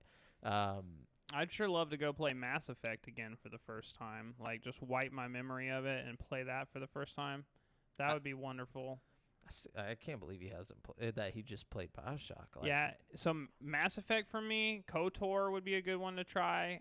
It's a little dated graphically, but the story really holds up. Well, the remaster's about to hit. And the remaster's about to hit, so maybe Soon. just wait on the remaster. Yeah. Let's see. Half-Life is one of those games that has like a dope story. I don't know, man. Honestly, I wouldn't put that on my list. It's too personally. old. It's too old But for me. it's weird because whenever I played it, it wasn't that old. You know, like it was old, but it wasn't like, oh, this looks bad. It actually looked good when I originally played it. You know, Yeah. So it's hard to think of a game like that. Damn, I'm trying to think. Man, hang on. I know I got some for you. It's just now that I'm on the spot. God of War 2018. Holy shit. If I could just forget that and play it again, I would be a happy camper. I think he's already ran through that one. You know Okay, what? this is one of my good buddies. Persona 5. Holy shit, bro. If you haven't played Persona 5, I don't give a shit. Go check it out. So good. The Last of Us. The Last of Us is a good one. Like if you haven't played The Last that. of Us is excellent. Yeah, VR, anything VR. anything VR. Half-Life Alyx, especially. I would love to go through Half-Life Alyx with a fresh set of eyes. Man, I think those are good. Those are good choices there. Yeah, he's got a lot to go through now. He just added to his fucking. I know I've got a lot more I could tell you. Until Dawn is such a good game. Oh, yeah. Fucking. Oh my God. That's Anthem. Such a good one. Almost got me there. Yeah. So definitely check out those. Check out that Batman Arkham. Great question, DL. Okay. Moving on to the normal questions. The plain questions. The vanilla. The plain questions. hippos. No, I'm just kidding. We got Jason Dummican here. What's up, boy? He says, I'm totally new to this show, I swear. Fake voice. Any games on your Christmas wish list, guys? Wow, Jason, it's nice to meet you. And that's a weird voice. Christmas wish list. I guess right now on my Christmas wish list, I got Halo Infinite. I got fucking Forza Horizon. Forza, Resident Evil 4 but I got to get a Quest first, and then I can get the game. And so my Yes. Christmas list is quite broad. Are these games that are going to be out by Christmas, or can it be games that aren't out yet? Because Harry Potter. But Only if you are down with a belated Christmas Yeah, gift, you got to dude. think Christmas. It's coming Wait, this do you Christmas. guys get gifts on Christmas? I'm going to be honest with you. For me, it's not necessarily like a game that I want for Christmas. It's like hardware. I want Yeah, that new graphics card. I want that new fucking PS5. I want that 4K TV. Like, I want shit to play my games that I already have on. You know what I mean? Yeah, That's what I want, good call. Jason. So send it to me. No, I'm just Stick out there, kidding. find it, and give it to me. He's over in the UK. Maybe they got those cards in Yeah, the but UK. the international shipping. No, though. they're the ones doing the Fast and Furious shit to steal PlayStation 5s. I Wait, mean, what? No, Yeah. remember that there was an article a while back when the PS5 first yeah, came out, yeah. and they literally robbed a truck while it was moving or some shit over in the UK. Kind of jealous. Yeah, well, the only reason they were able to do that is because no one had guns to shoot them. They're just like, oh no, what are we gonna do? And then it's like, Call well, I the guess bobbies. nothing. I guess nothing. Bobbies, right? Well, do I they think still that's call like, is that? Don't is they that throw you in Scotland? the bobby? Or no, Yeah. they throw you in the. I don't know. Jason, teach us your terms. We Yeah, don't know them. we need more street terms, please. The loo. That's the bathroom. I All right. know. He just doesn't know that. you never know what people don't know, you know? I just No, I don't. I don't know. This has been Science with Brent Bass. Yeah. Okay, moving on. We got Jonathan Oman here. He says, my question, what are your thoughts on the new Final Fantasy titles coming our way? Are you excited for the multiple new titles, or do you think they should lean into finishing Final Fantasy VII Remake before dropping other titles? Or do you think the more games Square drop, the better? Honestly, I think that they definitely should at least be working on Final Fantasy VII, which I'm sure they are. I'm sure it's some totally different But- teams working on 7 and Origin or 16, whatever. You know what I mean? What's the one that's coming out? It's like Origin. They something? announced 16 a while back, right? Well, and there's Yeah. also There's also Origin. there's Oh. also a mobile battle royale Final Fantasy. Yeah, game. okay. Maybe they are working on too many different things. Yeah, yeah. they're- And the Chocobo stupid fucking racing Yes. game. Like, okay, Whoa, yeah. dude, that's the best one. Look, too much Final Fantasy. I agree. They should work on the mainline shit. But you know, if the other shit comes out good, then Yeah, I don't know, man. I too- don't know. too I'm not. many- I don't care enough about Final Fantasy. I really, just being 100% honest with you, the only story from a Final Fantasy game that I've ever liked was 7. You know, Wow, dude, you ain't play 9 though. I didn't play 9. That's why you're missing out. Vivi, my boy, he's gonna be in the Chocobo Racer game. Oh shit! I'm telling you, dude, you need to play 9. Honestly, 9 is like the closest thing to 7. And I will it's play 9. Really good. It's on Game Pass, right? I think so. Yeah, and it's also on Switch, like for like $10 or something. Okay, bet. But yeah, it's fun to play on Switch. But anyways, All right, moving on. We got Hans Yodel here. Hansa, Hansa, where are you, Hans? so hot right now. He said, Far Cry 6, best one yet? ? Or we sticking with the older ones? ?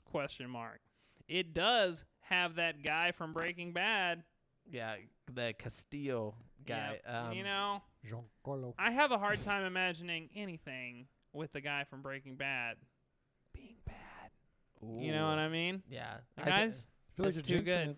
But, that's the thing with Far Cry. The villains are always phenomenal, Yeah. But that doesn't mean the game has to be phenomenal. Look, That's I don't the scary expect part. anything less than phenomenal from a Far Cry game. Like, I'm not going to sit here and just sugarcoat it for you guys. Like, there's no way this game is going to be bad. Like, I mean, I haven't seen anything that really caught my eye with this one yet. It just makes me go like, damn, I need to have it. I don't know. Look, I'm just saying, it's going to be fun. This is my face for because Brent, you just made a bold statement. All right. He just said there's no way this game could be anything less than phenomenal. No, I said it's no way it's going to be bad. Wait. I that's don't think that okay. this game will get lower than an 8 on any Okay. review score. We're coming back to that. All right. When the game comes out, I want to see, because honestly, whether or not the game is a 10, I have a feeling this game's going to be divisive. I don't know why.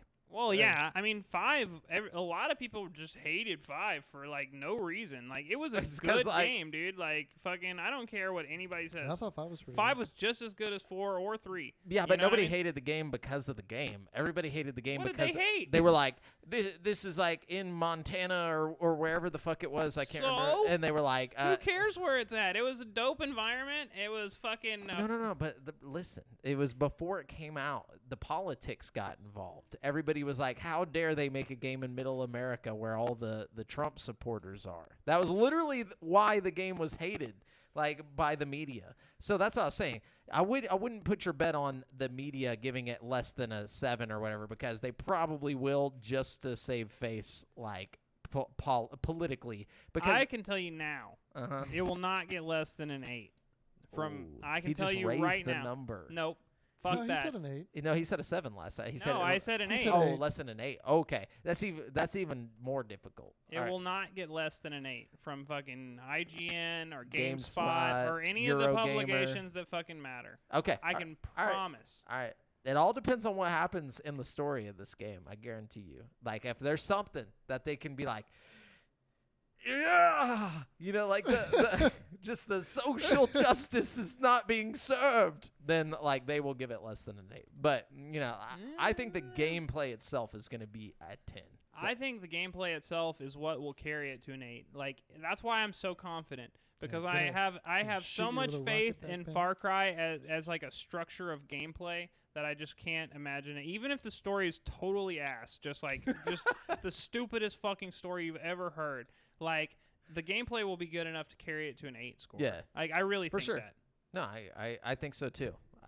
I know how these people be getting Wow, sometimes. who are these people? These that you know? people in the media, dude, for Look, games The media. softies. There's going to be one. Kotaku? I was about to say Kotaku is going to be the only one that gives it a fucking 6 or some They'll shit. give it a dude. 3. And they're going to be like, didn't have enough inclusion of... It's like the game is literally in South America. There's so much diversity. They're like, yeah, but not enough. There's gonna be Right. one white person. They're gonna flip shit.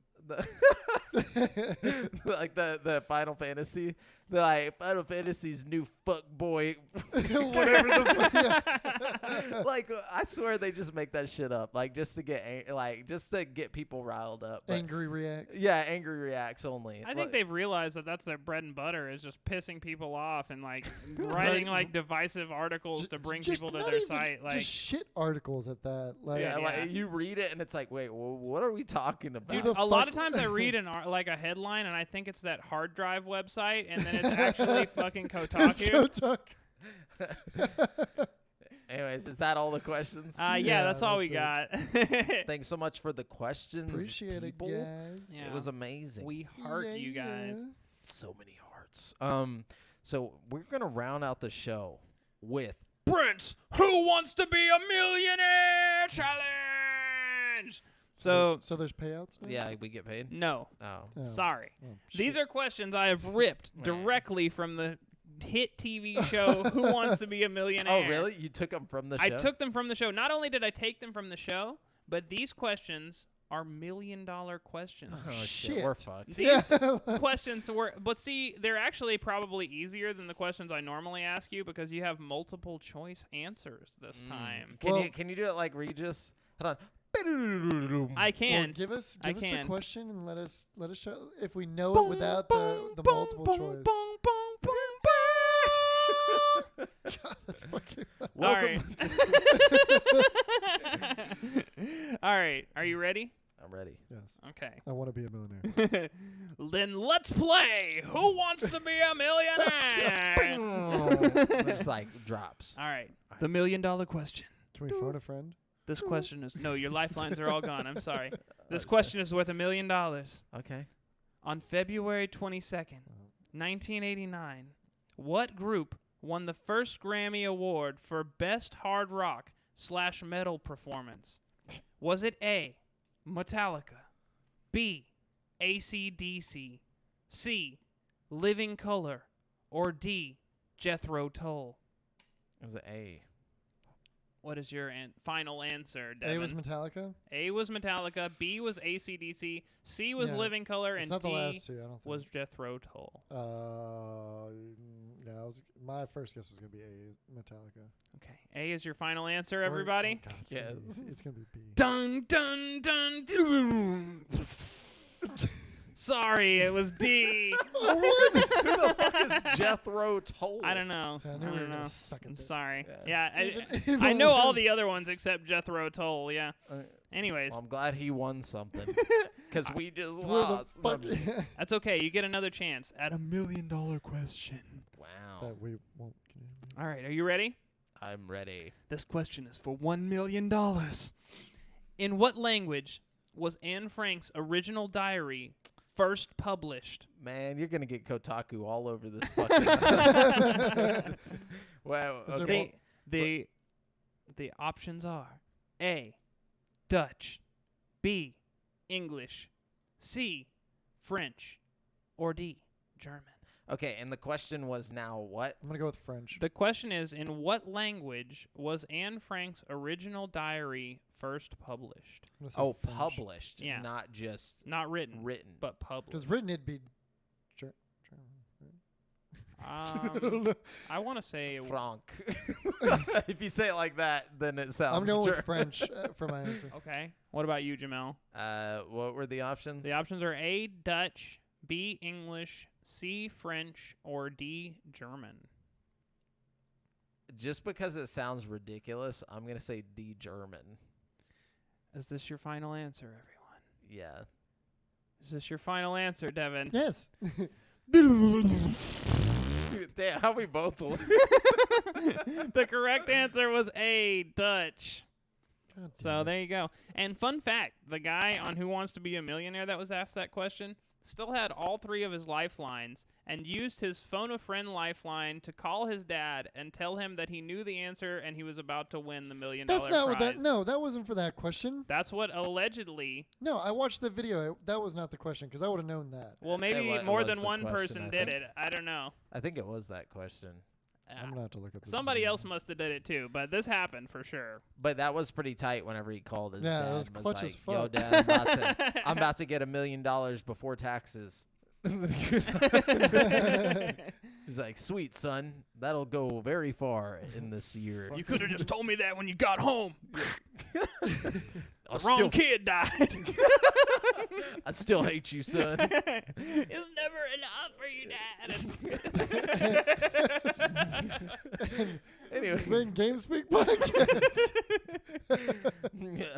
remember, guys, We're tired. you've listened to GameSpeak Podcast, courtesy of GameSpeakPodcast.com. The show posts for free every Wednesday on all podcast platforms, but you can watch it live before anyone else on twitch.tv/GameSpeakPodcast every Monday evening at 7:50 p.m. CST. And Facebook.com/group/GameSpeakPodcast and YouTube.com/CreateForSanity. Be sure to submit any questions you want us to read on the show to the GameSpeak Podcast Facebook group that I just mentioned. And then, you can find me on Twitter at the handle AlJafferJamel, Brent at Brent Has One, that's the number 1, and Devin at Devondrius.